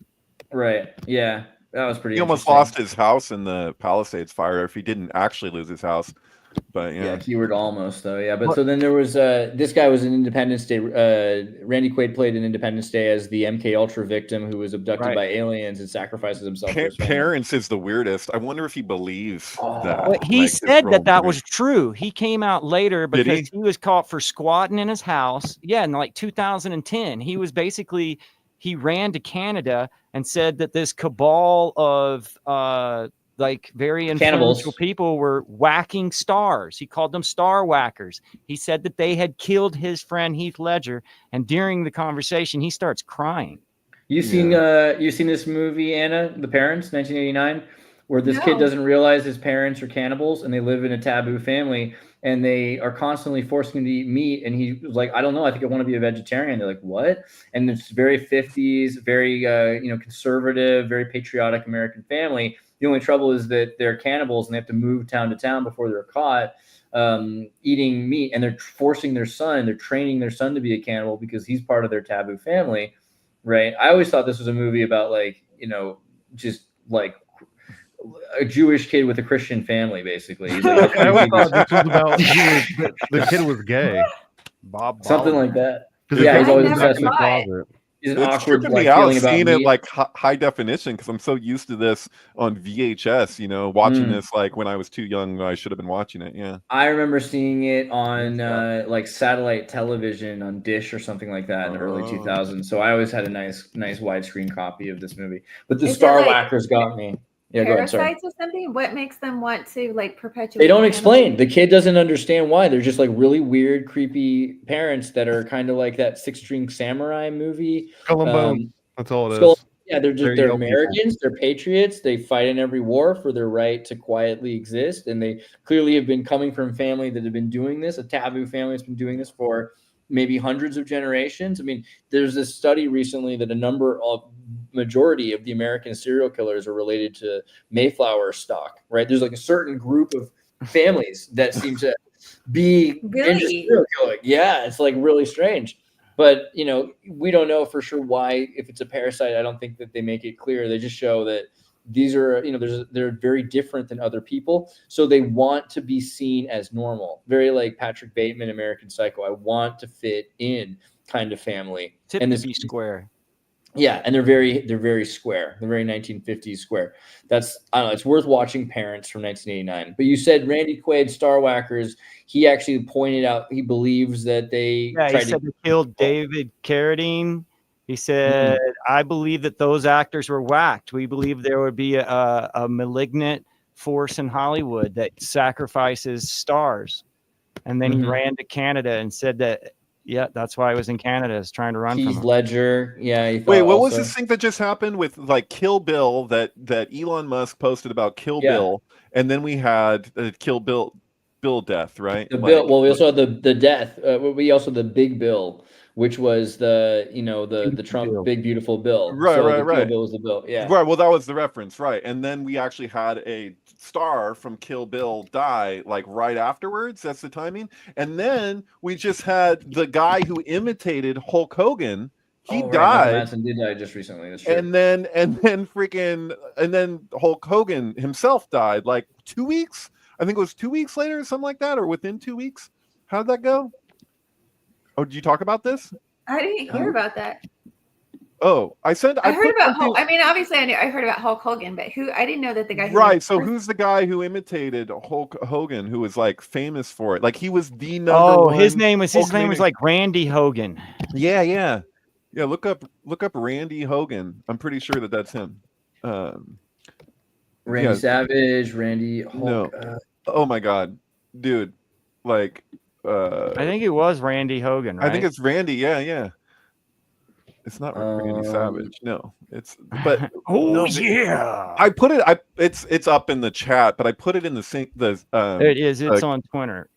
Do Randy Hogan, not Randy Hulk. Oh, right, Hogan. Yeah, sorry, thanks for paying attention. Okay, Randy Hogan dead. Randy Hogan, no. Randy Hogan.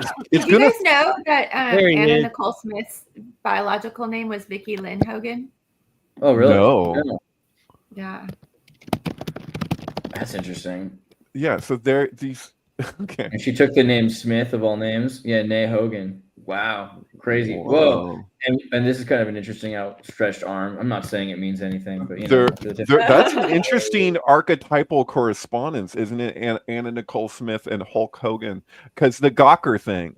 We've talked about it before, but like that was like so explosive with and everyone was kind of like on Hulk Hogan's side on the left because that was like the dirtbag left Gawker thing, Dirtbag left was right here. exposing all these things with him, with Roddy. this affair that he It's had. Roddy Hogan. It's Oh, okay. Roddy Hogan. Roddy Hogan. Okay. Okay. This Sorry. lady was involved with Gawker, and she's been posting how she's super stoked to watch him die, and then she was also Right, really happy because it was the that thing is that comes off into they were severe. all supportive of him in a sense until the N-word recording came out.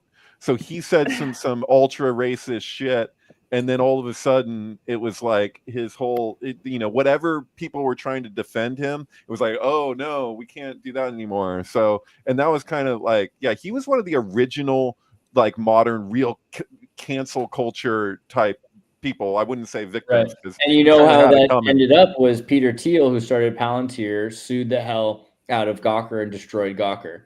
So Peter Thiel, that's kind of interesting if you think about. Well, and that's the irony too, is like Gawker, right? Is like someone that's like watching someone else, and then Palantir sets up like a surveillance for the entire globe. Right. And what did Gawker do? Gawker knew people's personal, private information and lives, their lives essentially, and then exposes them.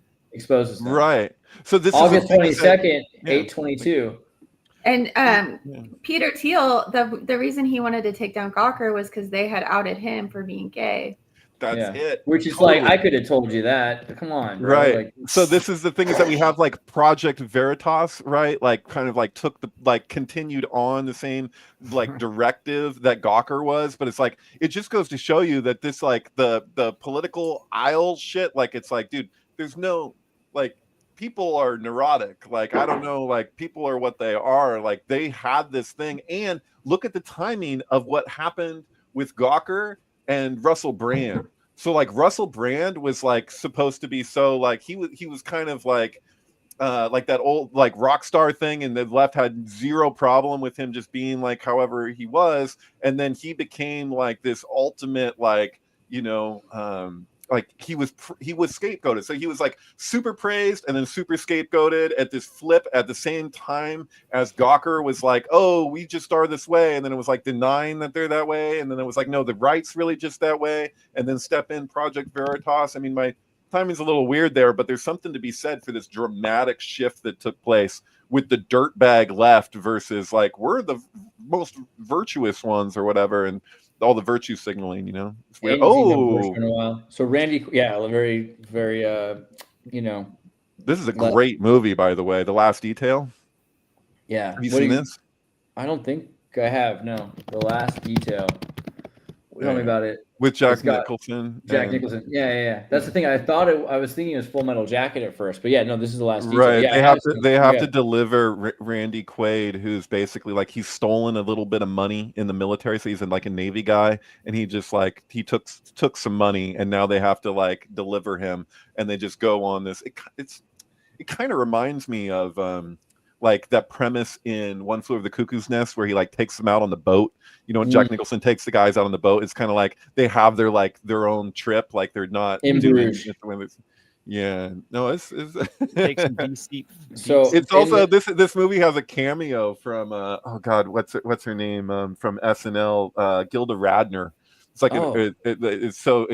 she's like part of like a Krishna cult type thing. It's so I don't know if you'd really call it a cameo at the time. It's just like an early appearance that she made. But yeah, no, I really like this movie. And they're in the Navy? Yeah, they're having to deliver Randy Quaid, and they end up just like going crazy, just like No, if Jack Nicholson throws you a party, you're probably going to jail.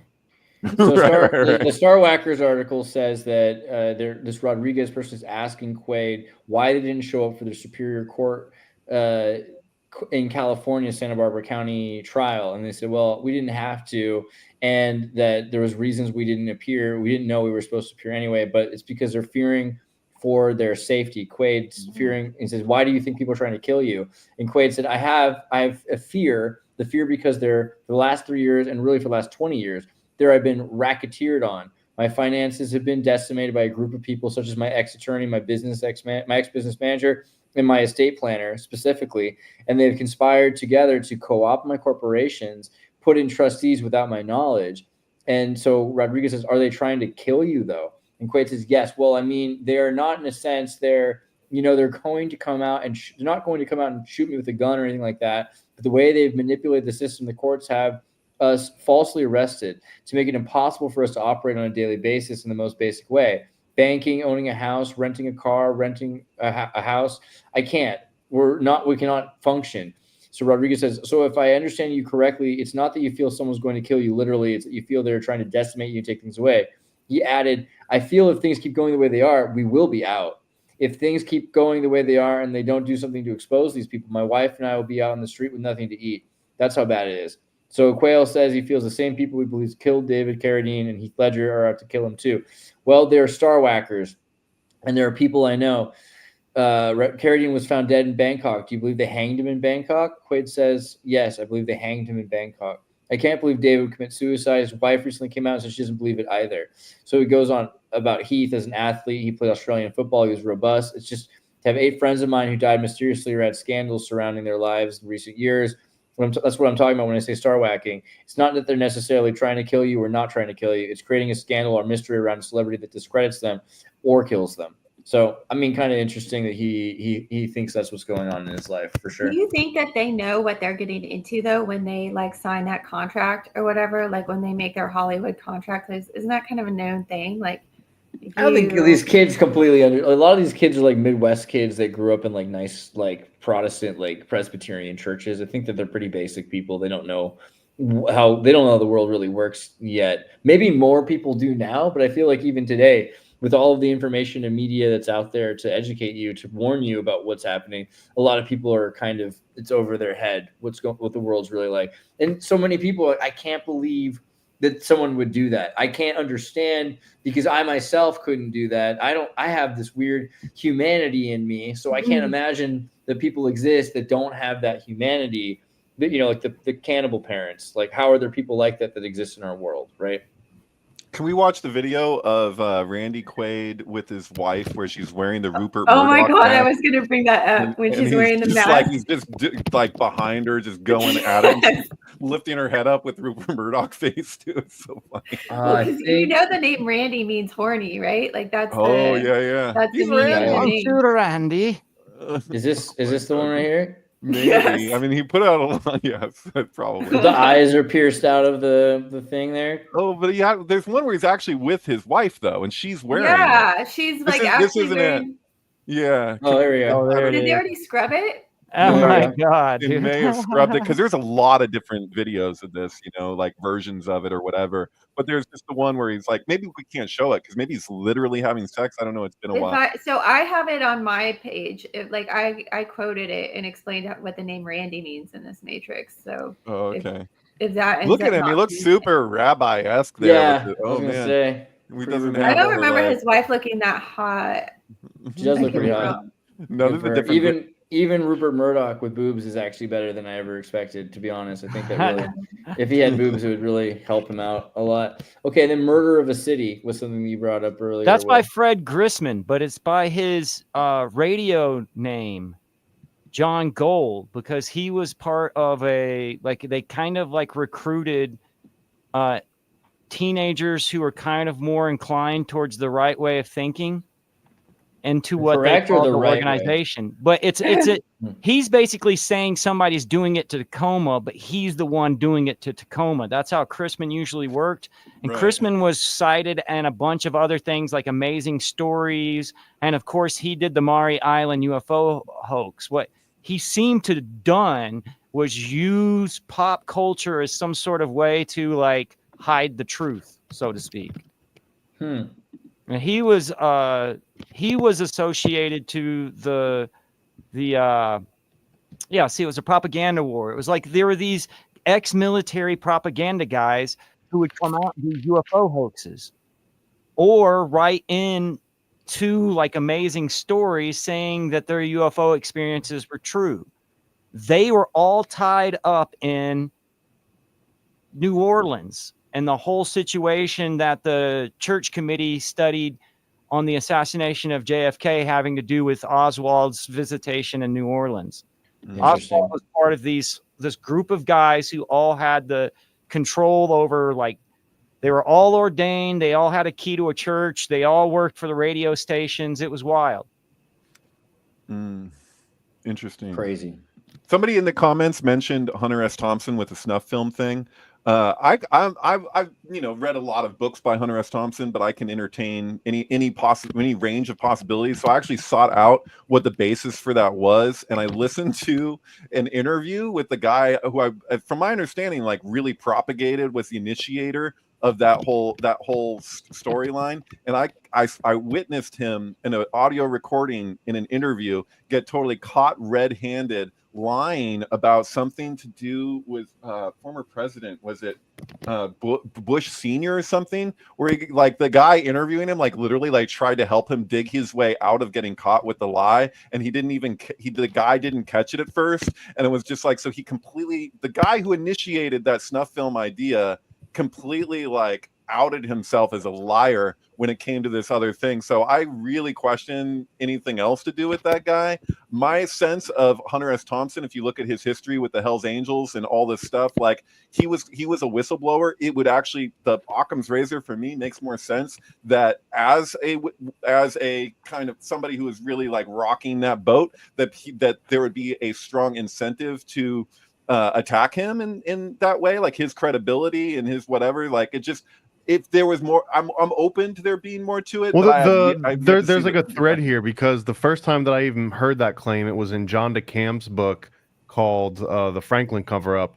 But then Nick Bryant writes The Franklin Scandal, and I find Nick Bryant's approach to be way more, I guess, like, has more accuracy, actually spends time looking up the people. And that story is about a guy called Rusty Nelson, and that Rusty Nelson was like the cinematographer that like worked alongside Hunter S. Thompson. And I think it's like a third remove. It's like someone talking about what Rusty Nelson told them and what Rusty Nelson did with Hunter S. Thompson. Right. I don't buy it. Isn't a Rusty Nelson's a bully move, right? It's like where you defecate on someone's head and give him a noogie. Rusty Nelson. Yeah, no, I'm not wrong. That's what's crazy. Okay, so then inside the gemstone files, tell me about that. Oh, he left. Gets up and leaves. Get out of here, bro. Get out of here. Yeah. I don't even want to hear from you anyway. No, I'm just kidding. Well, okay. Well, he's gone though, because there's a whole kinds of stuff that Anna's been putting up. What you had this stuff about ADD, migraines, staying too long in the underworld. How about the guru thing, or is there something that you wanted to sync on? Oh, how about Homer Simpson being a genius? Because there's a whole bunch of this. Ooh, this is a good one. He's constantly predicting things like the Higgs boson. What were you thinking about with Homer Simpson? Well, I think that I had quoted that because it was talking about like the Simpsons are showing that we're living in a simulation, right? Simpsons simulation, the simulation. Yeah. Okay. And I was thinking about Jessica Simpson too, like how she was like always portrayed as a dumbass in this Matrix. Yeah. But, the simpletons, right? That was the Harvard joke about them. Yeah. Simpsons, but so I guess. I don't know. The point was he is a genius, right? And that he only got dumbed down because he had a gummy bear lodged in his nose. Crayon. Right. Crayon. Yeah. I didn't know that. Yeah, there's an episode all about that, and he actually can be smart if he removes and dislodges the crayon. Is that the one where it turns out he invented the what is it? He invented the thing with the chair where you can sit back in the chair and you won't fall over because it's got like these like hinges that turn, and then it turned out that Da Vinci had come up with the same invention prior. Here's the X-ray of his brain where he shoved too many crayons up his nose and a crayon got lodged in his brain. So once they remove it, he's super smart, but he realizes when he's too smart, he can't relate to his family anymore, and he's going to lose them. So he shoves the crayon back in his brain. This came out very similar time as the movie Pi. A phenomenon, no? I think it had to do with Pi, because in Pi, where he has to like find the part of his brain where the crayon was, it's like the same spot in the brain where Pi movie drill, like there's the scene where he puts this is really violent. We might get in trouble for it. We're not gonna show it'll be okay. Don't scare me like that. So is it kind of like a Flowers for Algernon thing? Kinda, yeah. Or Awakenings or something. Definitely has that feel. Right.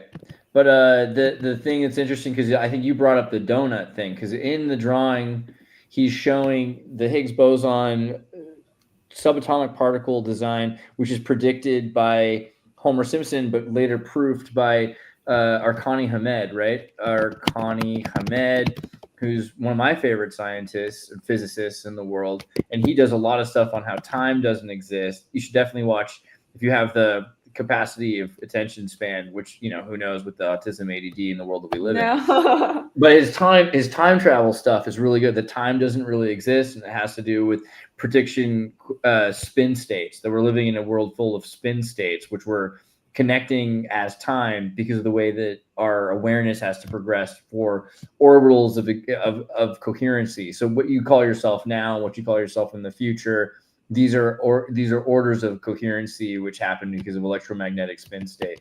But they say the universe is probably shaped like a giant donut, which was interesting because that's basically what Homer Simpson is showing here. He's showing the donut, part of the donut, the whole donut. So the difference between a donut being consumed until there's no donut, but the donut when there's no donut means that there's a whole donut, which is kind of a Berliner. This is the alpha and the omega concept. The world is the soul, right? And so that's, yeah, our universe might be shaped like a donut.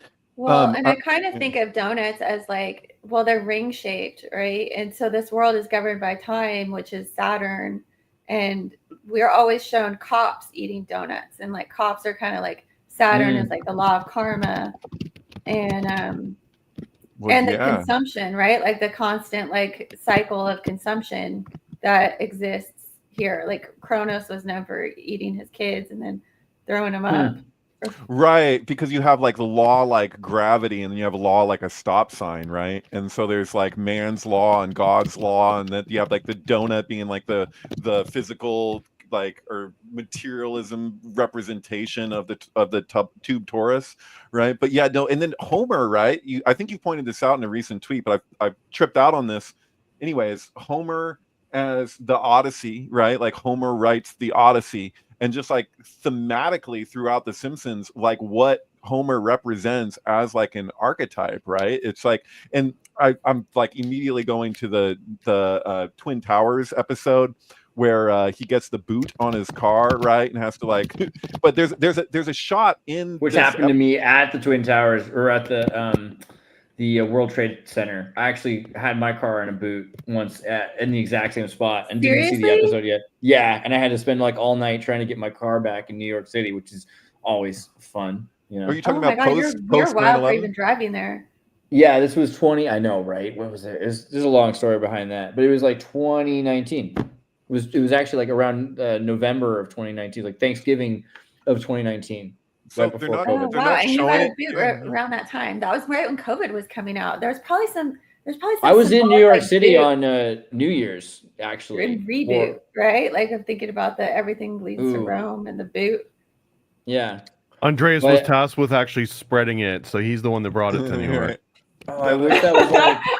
I wish that was like less of a joke, but yeah, there was that whole incident called Party Zero, right, in Connecticut. So at the time I was working for this whole article about that time. So I was working for these people that were at the Palace Theater, and we ended up in this there's all these important New York people that were involved with like ESPN, and you know, it was like a who's who kind of soiree thing for trying to get money. We're trying to get finances for the Palace Theater. You know about Jordan Barty, cool sync heads, made great movies, sync film guy, but he moved to down like close to ground zero because of Sorry Cassandra, I Misunderstood, and Jay Coates' work and like all of this like 9/11 sync resonating stuff. But he moved there in like I think like 2019 or something, maybe even the very beginning of 2020, and he ended up basically like having the like COVID experience in like New York, like being like, so like, you know, I mean, it's easy to draw the correspondence between like COVID response in New York City and like Patriot Act craziness following 9/11. You know what I mean? Like they're just kind of like you know, these New It was York crazy. There were totalitarian, meat trucks filled with bodies, so it was not a fun place to be. I had to get out of there as quickly as possible. Well, That's when I watched moved some to Minnesota. footage of people lifting up body bags with one hand and tossing them into a truck, and I gotta say, like, it kind of turned me into a bit of a conspiracy theorist in that realm at the time. That's when you became okay. That's Sure, when, David. no, yeah, but no, I mean, I'm saying, like, as far look as at COVID Andreas when goes, he it's was kind young of and hard to innocent. take that. Like, who can lift up a my body, God, like a that's full so body, not like a child's body, but like a full body with one hand and throw it into a truck? Like, it just looked fake, you know. So I couldn't help that. But yeah, I'm just saying, like, so Homer, like 9/11. in that episode at the two towers, like when he looks down from above and they show you the sphere, like the way that that's all like depicted, like it's so, the details are so ridiculous. Like, it's like the Simpsons went to a lot of trouble to really show you a realistic view of Ground Zero before it became Ground Zero, you know what I mean? Like, it's just it's weird as hell. Yeah. 9/11. Yeah, that was pretty good in the Simpsons episode for sure. Plus, there's the JFK Berliner story. So JFK went to Berlin and he tried to tell at the beginning of when the East and the West Germany were separated. He says, "I want to tell everyone today, ich bin ein Berliner." He says it in German, "Ich bin ein Berliner," but Berliner is a kind of donut. Berliner donut. It's a pastry that's very popular in Germany, and it doesn't have instead of being with a hole in it, the center of it is filled with jelly, right? Like a hole. There's a jelly hole, but it's closed up, which is very similar to the picture we have a second ago. Did I lose it already? Here we go. Where you see what happens to the whole donut. That's visceral, bro. Right. Okay, fine, whatever. But I like it anyway. Well, because I was curious, like, why is it a nut, right? I'm like, where's the nut in the donut? And I guess there like used nuts to and be a bolts. nut in the donut. It's more of a bolt. It should be called a dough bolt. And maybe it's because it's a dough knot, like it's a knot, like a kind of a pretzel knot or something like that. I don't know. I was like, where is this? What you guys know Stan Tenon's Maru Foundation work, where he has the donut theory of the universe, or the bagel theory, I guess is what so bagels and donuts, right? They go together, but nut-sized balls of Einstein Bagels Company. Is that still around? Einstein Bagels. I don't know his bagels for sure. But let's see, Einstein Bros. Yeah, that's the thing. It's forbidden. Or do note.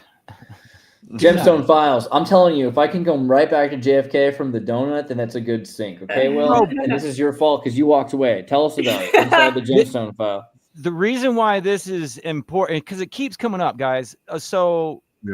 Basically what they say about the James Bond idea is that it's UFO technology. That's the stuff that they're using, all the little gadgets and stuff. Because there's multiple parts in the books where they describe the stronghold of basically who would be Aristotle Onassis, who you can see down there at the bottom. That all of his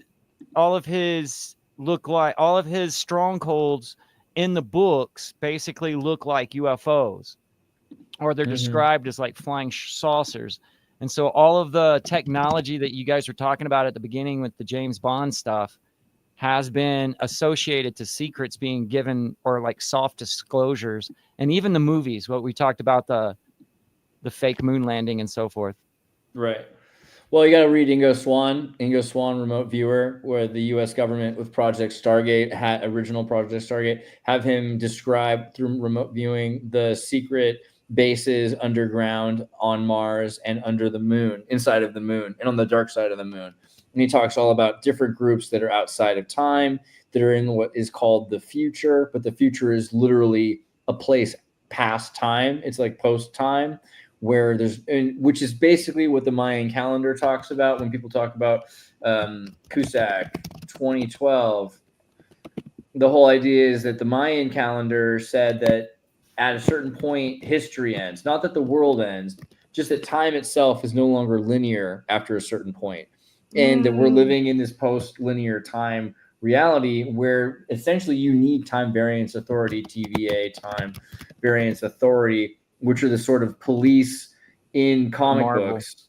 Yeah, that are able to make sure that the timeline maintains a certain continuity based on what they find to be the essentiality of the timeline, which comes up in the TV show Loki, right? And Deadpool Wolverine. So children are all over. Deadpool. It's big Deadpool time in the Wolverine. new Deadpool movie. Right. The Deadpool Wolverine movie is really actually super important. There's a reason why they're showing kids this sort of idea of the multiverse and that kind of merger of the DC Marvel, because Crisis on Infinite Earths, right? Crisis Infinite Earths has the same sort of idea for Justice League. That it was actually first. Crisis on Infinite Earth was the first one it started like in 85 or something like that. And right.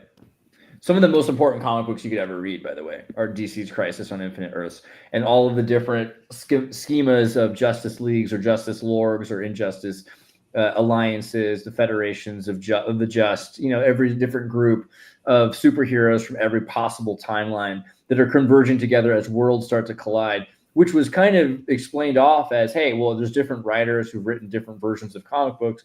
We're going to collapse them together to explain, our canon. But the canon is so much bigger than that because it explains how the universe itself is controlled. And at a certain point, all timelines kind of fold into only a smaller range of probabilities. The Go board might be infinitely complex until you start to play the game, and then there's only so many. But as the Go game progresses, the possibilities become smaller and smaller. It does take on order, so then all the moves are predictable. So maybe, even though we're not sophisticated enough to be aware of it, there is a pattern. There is a pattern. Every Go game. Maybe that pattern is like the pattern in the stock market. The Torah, this 260 number. This is insanity max. Or maybe it's genius. I have to get that number. No, you have to slow down. You're losing it. Look, you're taking a computer bug I had with a computer bug you might have had and some religious hogwash. Look, if you want to find the number 216 in the world, you'll find it everywhere in nature. But Max, once you discard scientific rigor, you're no longer a mathematician. You're a numerologist. Oh my gosh. I have to do it. Wow. It's like Cartman when he hears "Come Sail Away," he has to finish the rest of the song. Bro, like as soon as David starts doing a quote, he's going to go through the whole monologue and just completely speed it up until his face turns red. That's pretty. This is the physics of the Roger Rabbit universe, where if you hear shaving a haircut, right? 2 bits. Yeah, there's a reason there. All right, but it's interesting. What were we just talking about a second ago before he went off on that tangent? Gemstone, the UFO. No. Before fuck, damn it. This is important too. JFK's donut. Oh, we were talking about multiverses and the whole Superman thing. Mm-hmm. Yeah. In the Crisis on Infinite Earths. Yeah. I thought for sure you were going to mention how Aristotle Onassis created bar stools out of whale foreskins. Did we talk already about whale cheese? Did I already do this to you guys about whale cheese? Did you guys know about deep sea dairy? No. Oh, no. There's this website where you can get cheese and milks from whales. And they're mammals, right? Yeah, but they're way better than other mammals because the thing about like normal I've got cheese, tits, Craig. Can you milk me? Dude, most of the cheeses you get, most of the milks you get are like 3.4% fat, right? Whales, it's like 50-60% fat. So it's how do you milk a whale? Dude, very, very carefully. You can milk anything that has nipples. They're called sperm whales, so you got to. Yeah, you have to be careful which kind of whale you might mess up. But they have, you imagine they have some kind of a weird apparatus that makes sure that it doesn't get into the water, right? Like, because it could easily mix into the salt water. So you have to have something that goes around. It's probably very similar to fueling a jet in midair. I imagine the same technology is used essentially, right?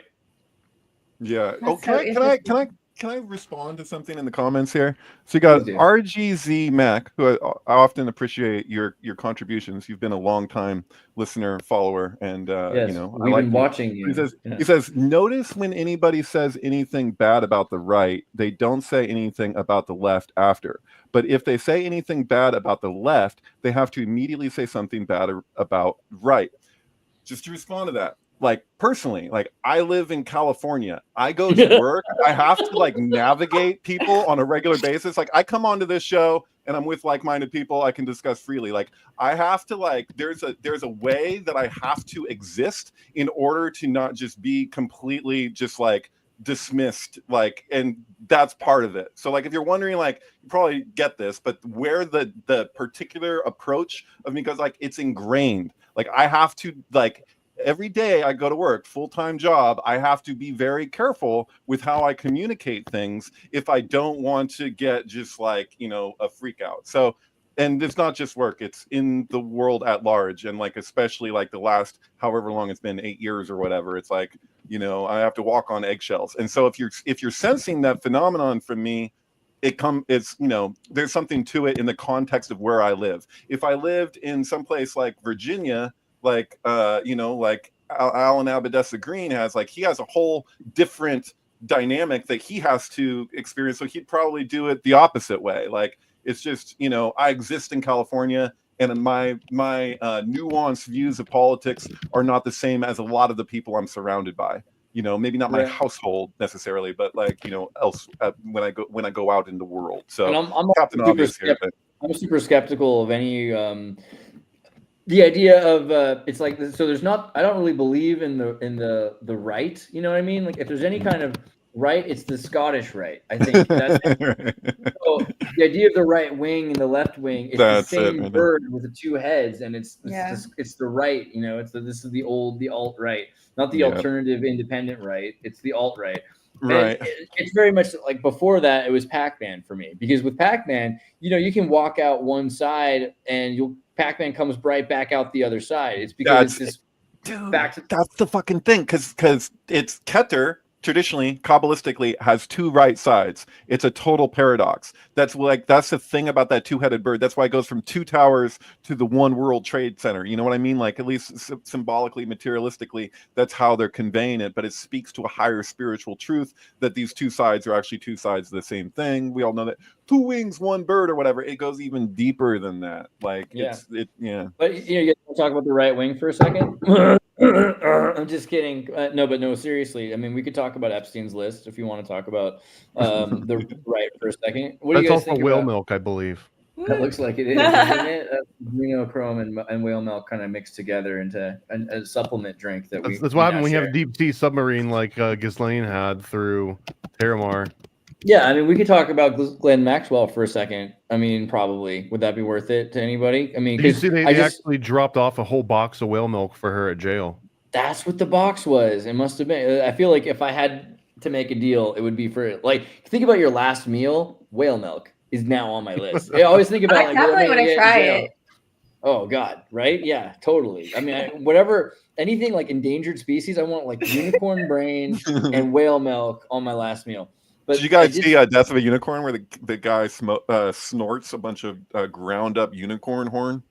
Dude, I saw only the trailer for it. I do need to watch Death of a Unicorn. It's pretty crazy.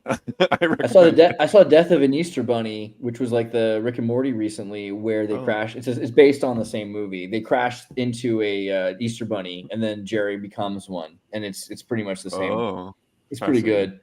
But Glenn Ghislaine, as you sync the title, she allegedly gave up like 100 names. I heard that Trump has no interest in granting clemency or anything for a woman that's clearly not guilty of anything by today's standards.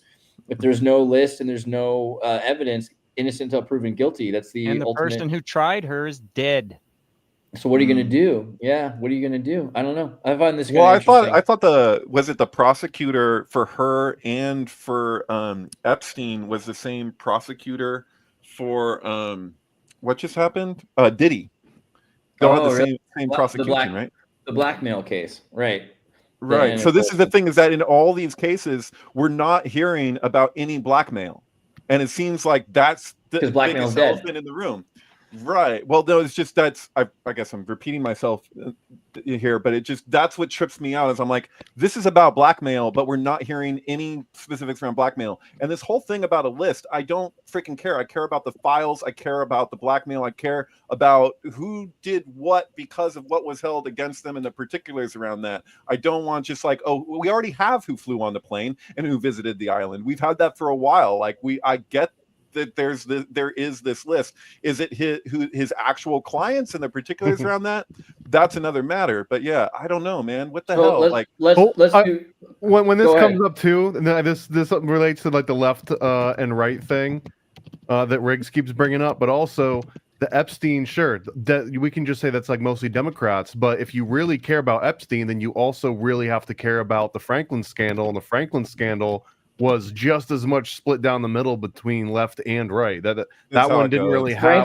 Franklin though was a Republican, and he sang he the national Republican. anthem. He was a fast up and comer, and he sang the national anthem at the RNC, and then immediately hosted the after party with Maureen Reagan, the daughter of President Reagan. So it was so much of this stuff is he was very deep in that. So much of this stuff is just profit based. That's the thing about like CBS right now. All these people acting like, oh, it's politically motivated and this or that. It's motivated by profit, 100%. Like that's how they operate. Like, what is going to bring the most profit? Losing $40-50 million a year. How do you spell profit? You know what I mean? Right. Magog, good point. I don't know. I want to hear people talk about Republicans. Like, I want to understand you more, because I remember going, I was there that day when man fell 3,000 years ago, when the fate of man was decided in Mordor. You were with Agra, right? I was at the national convention, the GOP national convention in 2016, where Trump was, and I also saw Trump in California in 2016 when he was running for Republican primaries. I was wearing these Clubmaster sunglasses, and I kind of look like your average Chad White alt-right bro. Back to the Future 2 hat too. So I wasn't wearing the hat. I was wearing like a red V-neck shirt, and there was this dude who was walking through the crowd, because it was just this huge filled Reichstag kind of tent that you had to go, and you couldn't. It was packed. It was packed with people. It was way at the back. But then this guy and the security agent, he's walking and he's pushing through to get to the front, to get to Trump. And he's pushing people aside. And you ever follow a cop car? I'm going right behind this guy. And like, they're like, what's happening? What's happening? And because I'm wearing the Clubmasters, they just assume I'm like part of the team, So like, I get right up there, and I'm a meter from Trump as he's like throwing his arm around and speaking. I've been pretty close to Trump the entire time, And so for me to say I'm skeptical of any political figure is not a new thing. It's not and the Republicans at the time when I was the GOP, I'm interviewing all these guys. I was a Ron Paul Republican back in 2004, right? 2004, I think was that, and also 2008, particularly 2008. I remember campaigning for Ron Paul. Right. By the way, the cactus field that David and I are talking about, huge Ron Paul sign. The guys who own that field are definitely Ron Paul Republicans, for whatever, better or worse. But we were constitutionalists, all about republicanism at the time. I like the idea. You don't want a Republican democracy. You want a democratic republic for obvious reasons. I don't know if it's that obvious, but in a republic, not all things are up for discussion. Certain rights are authoritarianly demanded. Like, we're not going to talk about whether or not it's okay to hurt children. That's not something that's up for vote. In a republic, there's certain human rights that you can demand, right? So there's a value to the republic as an ideology. Plato's Republic. I think classical liberals are all about Plato's Republic. So there's no question there. But the collapse of the Republican Party happened after McCain. McCain ran for president. He screwed it up. He sucked. It was really embarrassing. McCain, who's with the red ribbon from your Kabbalah and his association with Ashton Kutcher, who was they're saying when they said that McCain was going to start looking into human trafficking of children, I was like, okay, well, we're screwed, because clearly this guy is not on the right side of that line that Moses drew. And there's all of these kids I was interviewing at the GOP who were saying things about Republican values, but they were all without a voice. Trump comes into a dead party and he resurrects the Republican Party. So when you're talking about the new Republican Party, you're really just talking about how the Democratic neoliberal agenda, the Kissinger agenda, shifted and co-opted the Democratic Party, which had already collapsed. And we went through a party transition. Because the Democrats and the Republicans flipped sides, arguably. This is when Ronald Reagan said, I didn't leave the Democratic Party. The Democratic Party left me, right? Well, the same thing with the Republican Party. The Republican Party used to be the party of Dick Cheney and George Bush. And if you were super stoked on that, I mean, like, interesting, good for you. But Right. it wasn't like I was saying, oh, I really think we should build a Starbucks and the 24-hour fitness in Iraq. It wasn't my passion. I'm not like super against it, but it wasn't my passion for the Republican Party. And so Trump comes in, and all of a sudden, all these people who don't have a voice, they're given a voice, and he's so good at selling stuff. He's like, I notice all of these people want to buy a product, and there's no product for them right now. I'm going to manufacture that ideological product. That product will be protection, selling you a song. It's going to help you out in every way. And maybe he was really going to try to give it to us. I've never been super, oh, you can't trust Trump. I'm not like, if I did, I would still be just doing CNN stuff. I would never have, I would have been just completely It's actually a little there. crazy. It's a little crazy that he even ran as a Republican in certain ways. Because if you look at him historically and the way that he would align or resonate with Oprah, and she just loved him to death, and like what he represented throughout the 90s, like it's kind of strange. Like it speaks to the Robert Anton Wilson quote about every 20 years, if you hold the same views, you'll now be a Republican or you'll now be a Democrat, Well, trumpets, right? He had to have it. He had to be the elephant because of the trumpet. Because the trumpet, right? And it's apocalyptic too, right? Then the third angel sounded its bugle, and the Trump. Well, if you really look at the Epstein list, which if you can go ahead and try, but if you try to look at the Lolita Express and all of the flight information, you'll find some really weirdly even number of Republicans and Democrats. The same way Mark Zuckerberg was just looking for a company, which you finance both sides of the party, and they're not even the majority. It's actually neither Republican or Democrat collectively, just even political people collectively that really represent the Epstein list. It's transhumanists, it's Green Party people, it's libertarians, it's a lot of technocrats that he was really trying to get involved with. People involved with cloning, genomics, nanotechnology. Speaking of Epstein, that's the thing with Epstein. Don't just trust me on this, but look into it. Like it's mostly tech people that he was interested in. What I would like to know more than any particular individual's involvement with Epstein is freaking Bill Gates. Having Melinda say the reason why, the number one reason, according to her, why she left him, why she got a divorce. Think about this. This isn't a regular divorce. Like people get together, they get divorced, whatever. The amount of money and investment, like if everything that's like connected, those two, the Bill and Melinda Gates Foundation, for his involvement with Epstein to be her stated reason for the divorce makes me really freaking curious of what his actual goings on with Epstein were. Remember Anderson Cooper, totally dismissed the so she said, she made a statement with Anderson Cooper, Melinda Gates, that the reason why she left Epstein was, or excuse me, why she left Bill Gates, Freudian slip there, was because of Epstein. Then immediately Anderson Cooper goes and gets Bill Gates on to kind of do a cover up. They talk about all this other stuff, and then once he has to bring it up, right? So this is a total cover story, right? So he brings it up, and they just dismiss it really quickly. It was just I was interested in him for some humanitarian help to get money from him for the humanitarian stuff. He freaking hung out with that guy the same way, or not the same way, but the same amount that Trump did. Like if you're taking photos, they're like, oh look, Trump is with this guy. It's like, dude. He was there with Bill Gates too, but as far as I know, no one divorced Trump over his involvement with Epstein and whatever they knew about it. What does Melinda Gates know about what he was doing with Epstein? Is it just that he was with young girls, or is it something to do with the other stuff that Epstein had going on in terms of what you're describing with the crazy, technology? And Melinda doesn't even look like Melinda though, right? Like she looks like who's that actor? Like this is also Steve Carell. Like everything is so fucking insane. No, from Wild Wild West. She looks like the guy from Wild Wild West. Like she's not even the same person.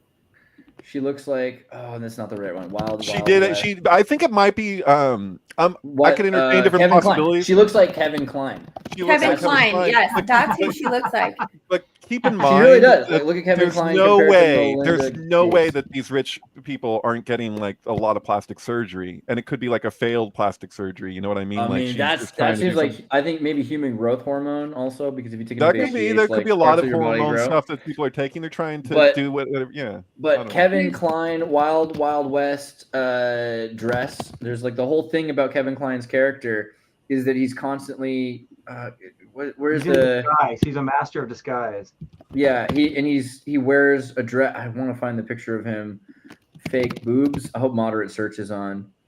There was something very symbolic about the Gates Yeah. party, because Gates are symbolic in this matrix, and the fact that they parted. He and, dresses just killed- like her in Wild West. Oh, right. Also, that there's the Ninth Gate and Eyes Wide Shut 1999 films having all this resonance where, like, when at the end, when he goes to the rainbow in the Ninth Gate, and then they're like, don't you want to go where the rainbow ends and Eyes Wide Shut, and how it's Bill Harford, and where does he keep going? He keeps going to the gate, right? And they hand him the little note, says, give up your inquiries or whatever, you know, Right. at the gate, you know, so it's Bill at the gate, you know, like it's But Riggs, do you really want? I'm going to call you Riggs now because I like that better than RGZ. But everyone can name 20 Democrats on the list. Okay, do it. And then can you only name 6 Republicans? Because I can name like at least Bro, 20 there's Republicans. tons on How the about list. how about That has Alfonso nothing to do with D'Amato? How about political Bob parties. Dole? How about George H.W. Bush? How about, because George H.W. Bush had a $1,000 donation associated with Epstein. Bob Packwood, the U.S. Senator from Oregon that was associated with Epstein. Eugene Watts. How about? I mean, there's just tons of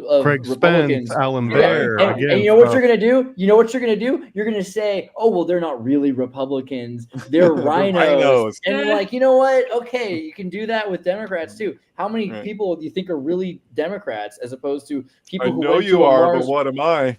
went to a 30 Second to Mars concert or saw a P Diddy MTV video back when it was hip to do after Bill Clinton? It's so easy to be indoctrinated into some sort of a political association or affiliation. I just don't want to pretend for 1 second that the Democrats, I mean, what you really have to do is see who controls the Democrats, and you'll see that the same people that controlled the Republican Right. Party. No, At least at that time. In the 90s, you cannot pretend to me that the Republicans and the Democrats were very different. It's just there were cool Republicans. Ron Paul was cool as hell. But that doesn't mean that Ron Paul represented the gross majority of the CIA's party.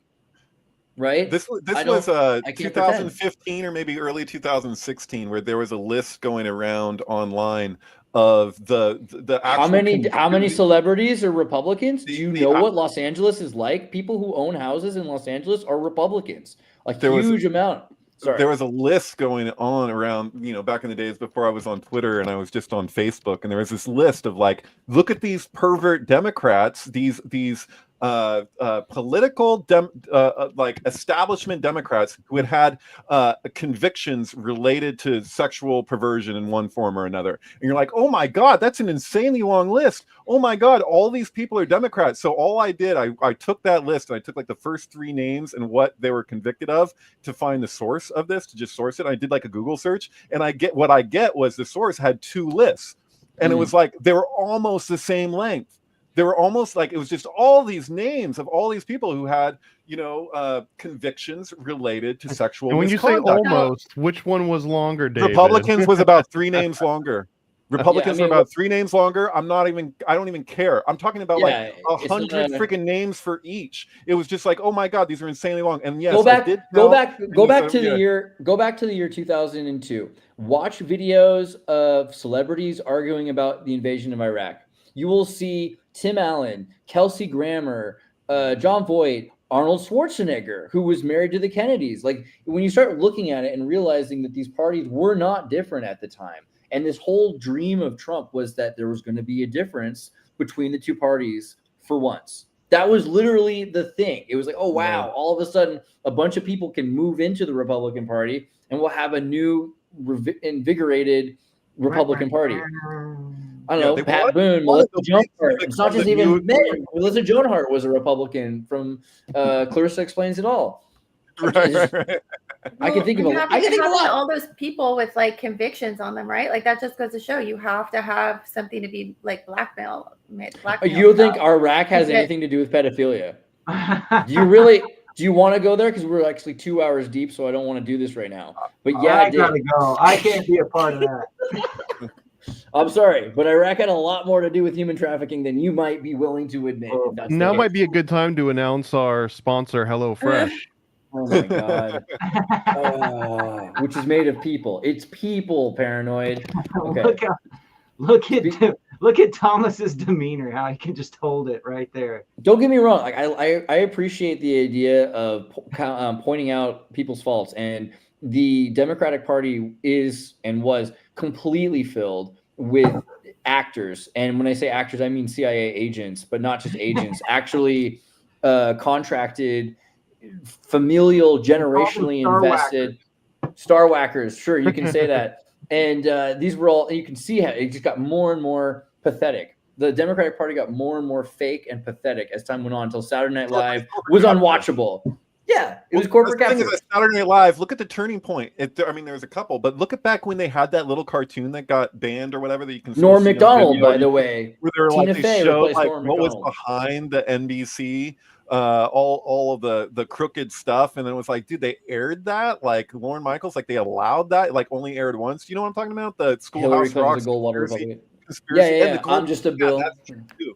But yeah, And no, a it's bill like sitting on Capitol Hill. Yeah. yeah, so it's like it's just corporate capture as far as I can tell, you know, like where it's like people having to navigate that. Now look at what's happening right now with CBS. It's incredible. It looks like it's all profit driven, like really, like let's be honest, you know, because where do they want to invest? They're going to invest in the place that brings the most profit. Like Stop it, bro. Oh, did I hurt your feelings? I'm sorry. Like, show me something that disagrees with what we're saying. The Republican Party was dropped in value, so it was cheaper to buy. This is how capitalism works. You ruin a product so that Blackwater can come in and buy it at a low price. That's what they did with the Democratic Party after Carter. They destroyed the Democratic Party after Carter. It became pathetic. They moved in the Rhodes Scholar Bill Clinton, and they took over the Democratic Party. The same thing to be done with the Republican Party. The Republicans moved into the Republican Party from California. They took over the Republican Party that became this neoconservative Trotskyite communist group. Is Kissinger a Republican? Are you high? Like, what do you even mean when you say this? These are neo-Marxists. We're getting to the point that they're going to have to argue that Podesta was secretly MAGA. Like I just tweeted. That's what I've been just thinking. That's what's been going on. It's killing me. Now they're taking the reins on Pizzagate now. They're like, oh, Trump's in the files, man. His name is in the files. So far, there's been nothing concrete about wrongdoing. Yeah. But why would he be talking about Obama if it wasn't for him trying to cover up his name in the files? Melissa Joan Hart is totally known for being on the Epstein list, dude. Hey, bro. On the wrong side of the Epstein list, though. Yeah, that's the thing. I don't know. I think it's cool. I have no heroes. It was about you're naming people that aren't on the freaking Epstein list. You're naming women, dude. I mean, that was because you were asking about Republicans that were celebrities. I can only answer so many of your questions at once. But yes, there are tons of Republican celebrities. There were a lot more before Bush, during the Bush administration. And even Ellen DeGeneres had George Bush on the show. You need to see that they were the same crap at one point. How can you really pretend that Pepsi and Coca-Cola were two different sodas? The other good example here, too, was the Bush versus Gore election, in which whatever side you were voting for, essentially you're voting for Skull and Bones. Yeah, which was the same thing with Kerry. Right. Kerry was John Kerry Skull and Bones. So the whole thing. Yeah. It was a Simpsons episode with aliens. They're like propaganda. It's like you might be afraid that I don't. We control them both. You might, it's a big old party and you ain't in it, and you might be afraid of me for not seeing the altruism and the idealism of the GOP. I do. My grandmother was a GOP. Like I grew up with a Republican family. I've always been registered to be a Republican.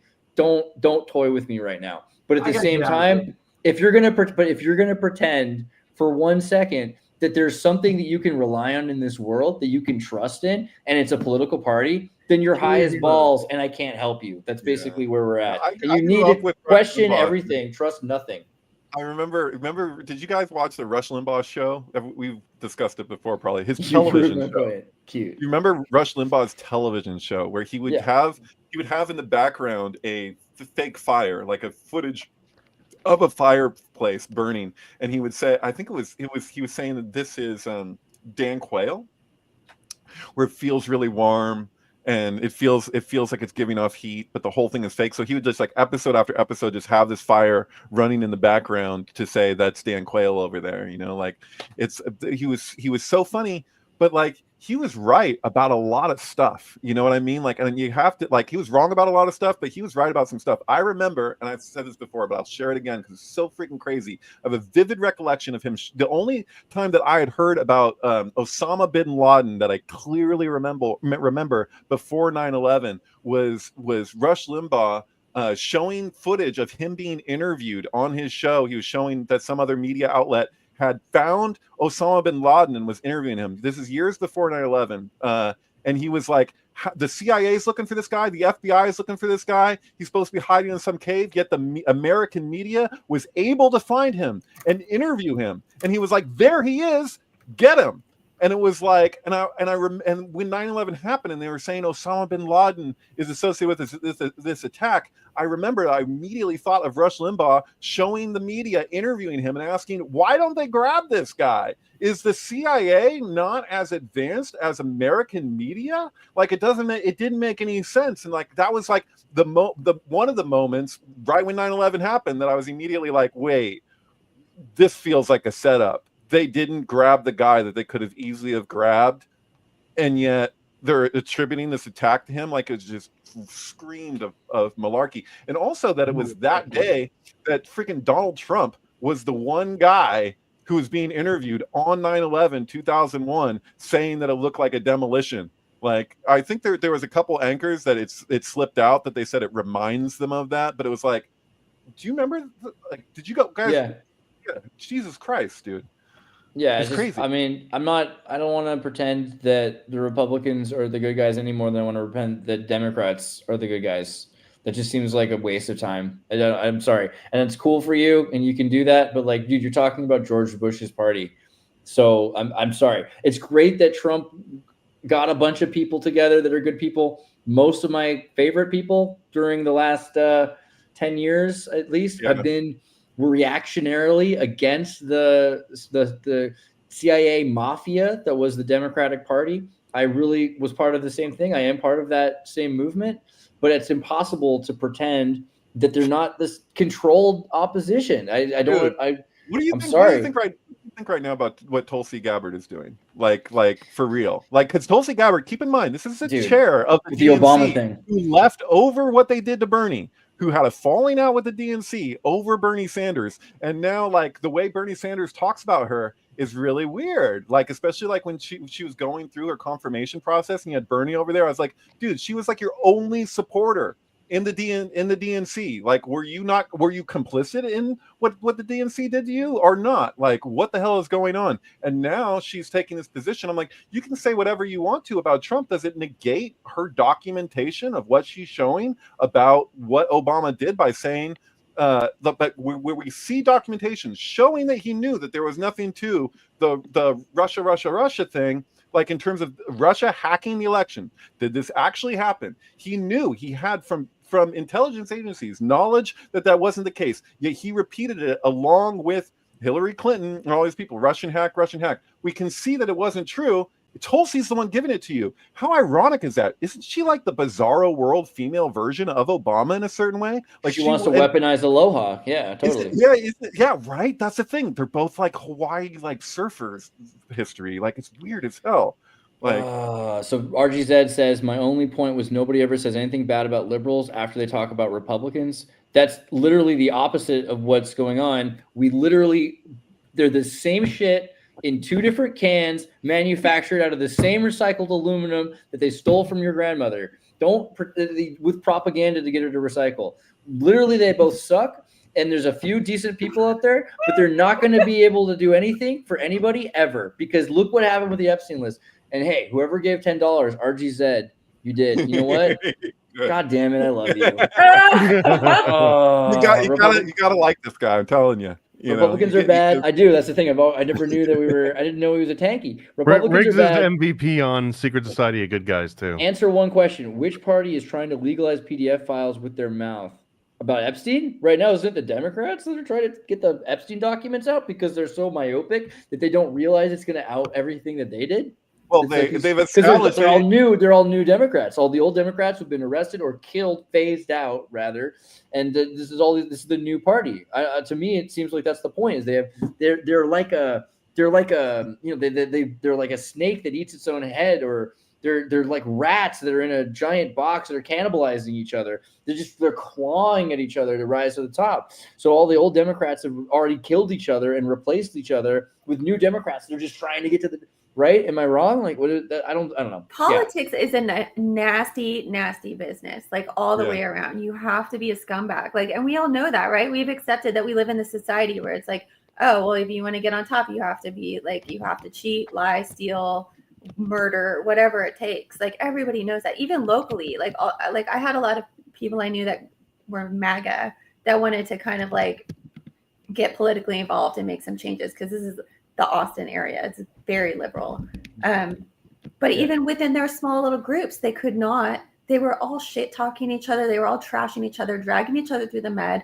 These are like local groups. Like as the politics are a reflection of us inside, and we are overwhelmingly shitty people. Like the insides of us are shitty, and so what we get outside of us is the politics that reflects who we are inside. It's just divided, right? There's a lot of esoteric division there with the chakras, right? Like the Republican, right? The red chakra, that's a root, that's like safety and comfort and whatever. And then there's like the uppers with the Democrats. They're more on like ideals and thoughts, but they're not real practical with their applications. But like we all have, like there's the division in our own mind, the left and right brain that we have, where we have a masculine side and a feminine side, and it's like showing us where we're out of balance within ourselves to be like fully integrated.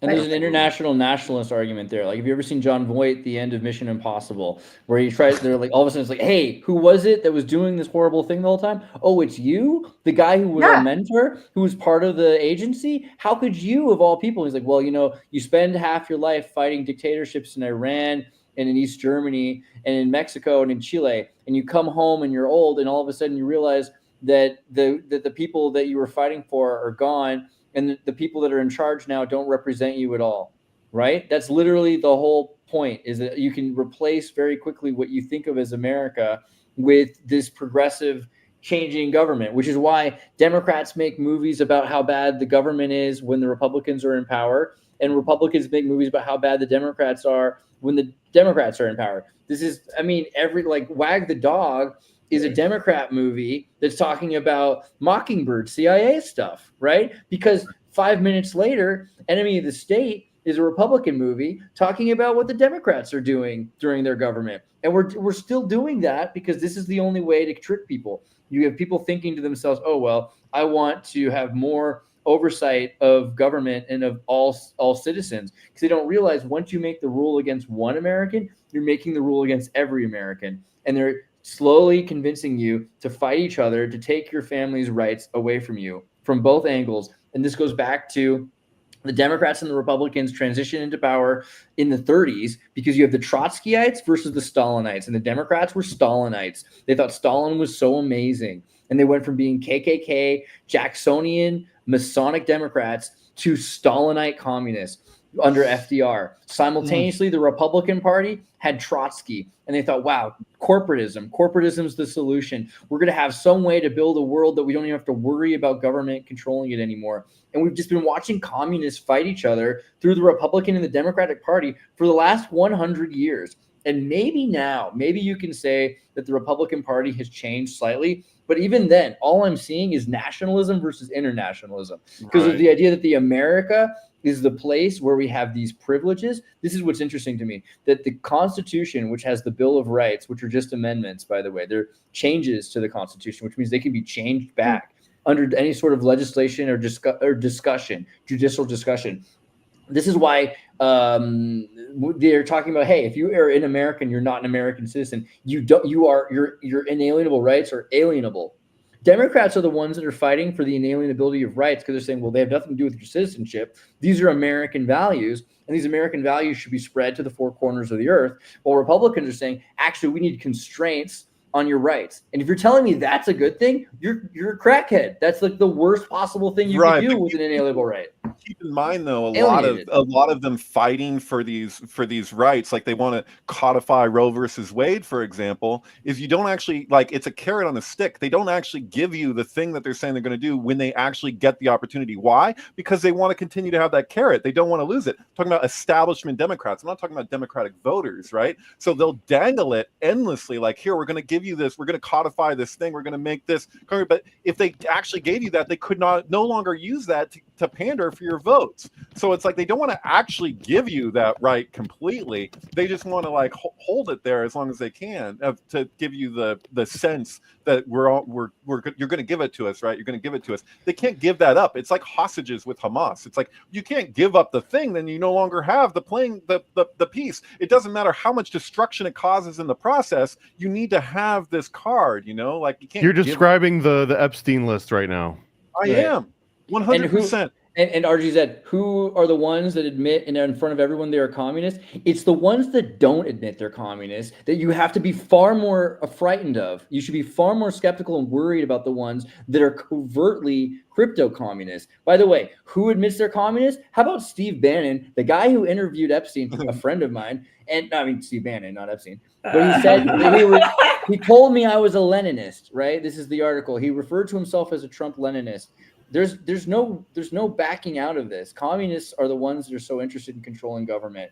And the idea of even understanding and studying government, you can get into the Weather Underground, and you can start to see how the Weather Underground. Wow, this is not the Weather Underground. I cannot believe how are they even hiding. Wow, how did it go there? Weather Underground. Really?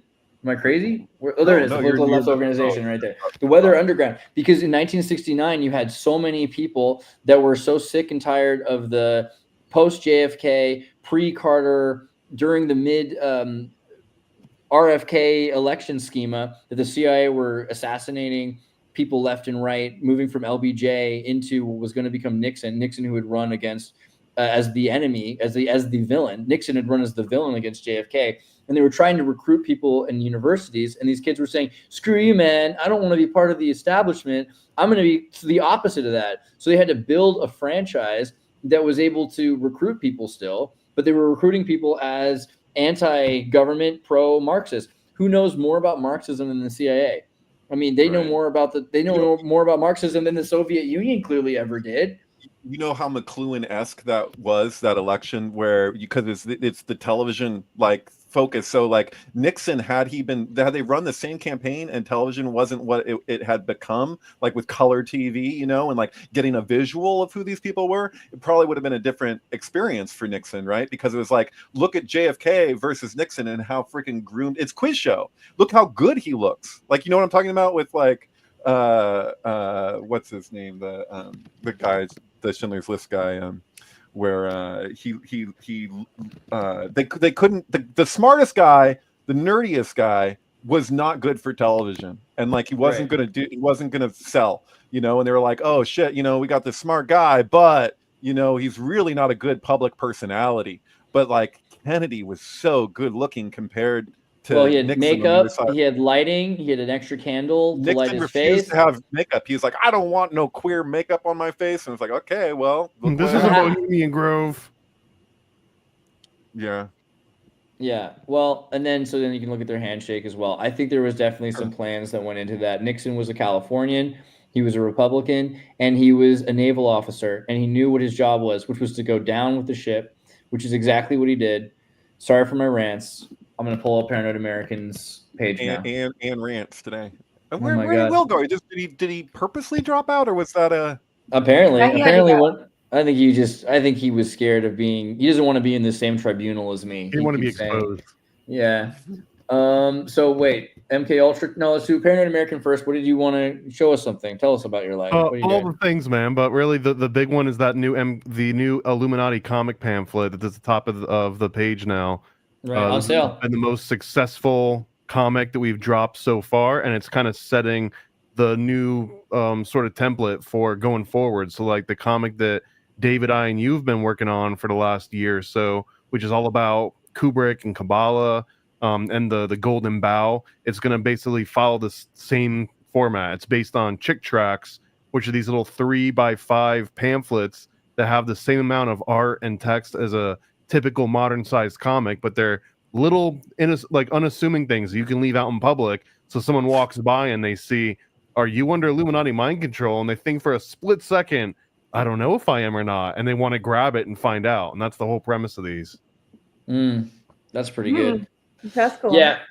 Beautiful ladies, amazing snakes, Bohemian Grove, all the things you need to know. You probably are under mind control. Paranoid American, the hottest. And it's on sale. You can just go to illuminaticomic.com and it'll bring you right there. But make sure you go to Paranoid American, because the most successful, world's best-selling conspiracy comic books in the world, okay? In the world. Go to Paranoid American. A lot of clout. Even just owning one brings you closer to Jesus. So that's good. MK Ultrasound, David Plate. What do you want to share? Highlights? What's your newest thing? Oh no, did they just get rid of due to what is it? Temporarily restricting access to this content until X estimates my age. Oh my Really? gosh. That's the one with Damn. that's really weird because it's Mitchell's versus the Machines and the album Lungs from what is it? What's her name? Florence and the Machines. Wow, what is that's a kids cartoon? It shows it for me, so maybe Andreas just got flagged. How old did they think I am? Oh my god! No. Man. Count They information. see some of these group chats, they're like, "Oh, he's 13." It could be. It might be the thing. Let's see. Age. Where can I put my? They should know how old I am. What do I have to do? That's crazy, dude. You're not old enough to watch a kids cartoon. Like that I'm so old. Even like I worry about it all the time. I don't think there's any profanity in Florence and the Machines. That's crazy. But anyway, I don't know. There must be a glitch on my side, man. This could be my highlights. Check out my highlights. See if situation. my other ones too, or what's happening. Yeah, I don't know what's for going on with that. Okay. Temporary restricting some of just that one, I guess. I'll have to look into that because I knows how old I am, so it's weird that X is giving me trouble. I'll write a report to X saying fix my account. That's weird. Several of the videos there.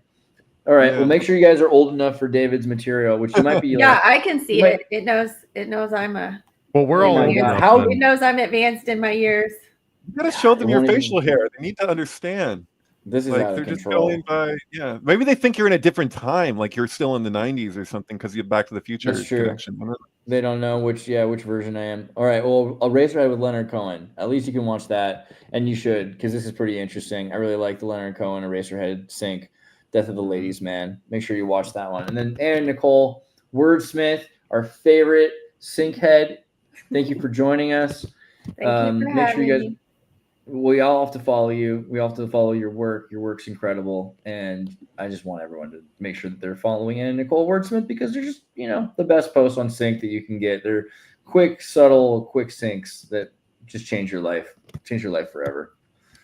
Cool. Hey, can I say something to Anna? How often did the Simpsons reference, I'm sorry, I have to say it, 2001 A Space Odyssey, Homer, the Odyssey, like just even like we're talking, I just have to say this at least because we're talking about 9/11 and the Simpsons like predicting 9/11 in various ways and predicting Trump and all these other things, the Trump presidency, which was referenced in Bart to the Future, where Lisa's now president, but she's like dressed like Kamala, so it's like some dystopian alternate timeline, that's even worse than the dystopian timeline we're in potentially.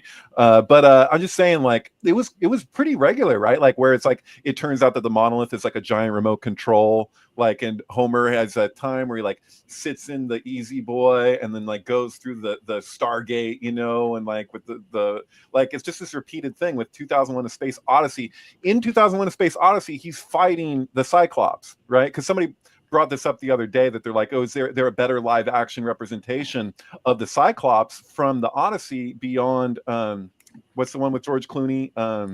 What's the Odyssey film? Do you know what I'm talking about? What is it? Clash of Titans or something?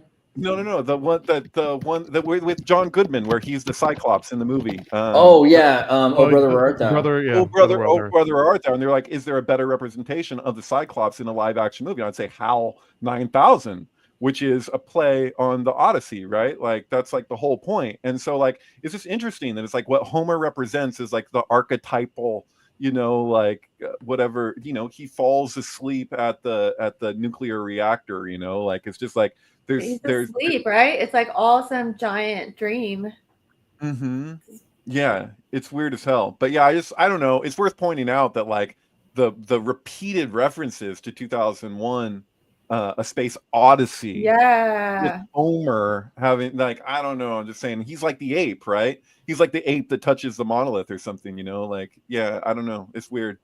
Yeah, he represents the collective conscious, like fat, lazy, kind of he's got like strong reactions, right? He doesn't actually integrate and control his reactions to his family. He's impulsive and I don't know. What the hell did somebody just say about Warren Beatty? I'm sorry to keep the show going. Oh, but... so I was going to say, don't equate what saying you're on the right with Republicans. 100%. Past Democrat operatives, Warren Beatty, made a love letter to commies in a movie called The Reds. 100% true. Yeah. If Yeah, he also made Bullworth, which is kind of transcendent of the whole deal, right? Yeah. The real obscenity Democrats living with it's black people actually. So it's the real black people living with every day is trying to believe a mother effing thing Democrats and Republicans say. That movie Bullworth is kind of like Pink Floyd's The Wall in a way, but it's transcendent of the whole red you know, blue dynamic. Like it goes to purple, I think, you know. But yeah. And I'm sorry, Riggs, I'm not trying to be a dick beating you down with like all the data that proves you wrong all the time, because I'm, you know, it's just the way this is. Like don't feel like you know, just because you were wrong doesn't mean I don't love you, like basically something like that. He's a good contributor. Yeah, really you're great. We love you. Yeah. I mean, although it looks, I mean, if you think you won that, you really do have a 52 IQ, and you probably need emotional help and psychological studies. But that's okay. You know what? Because you don't have to know what's going on. I'm pretty sure.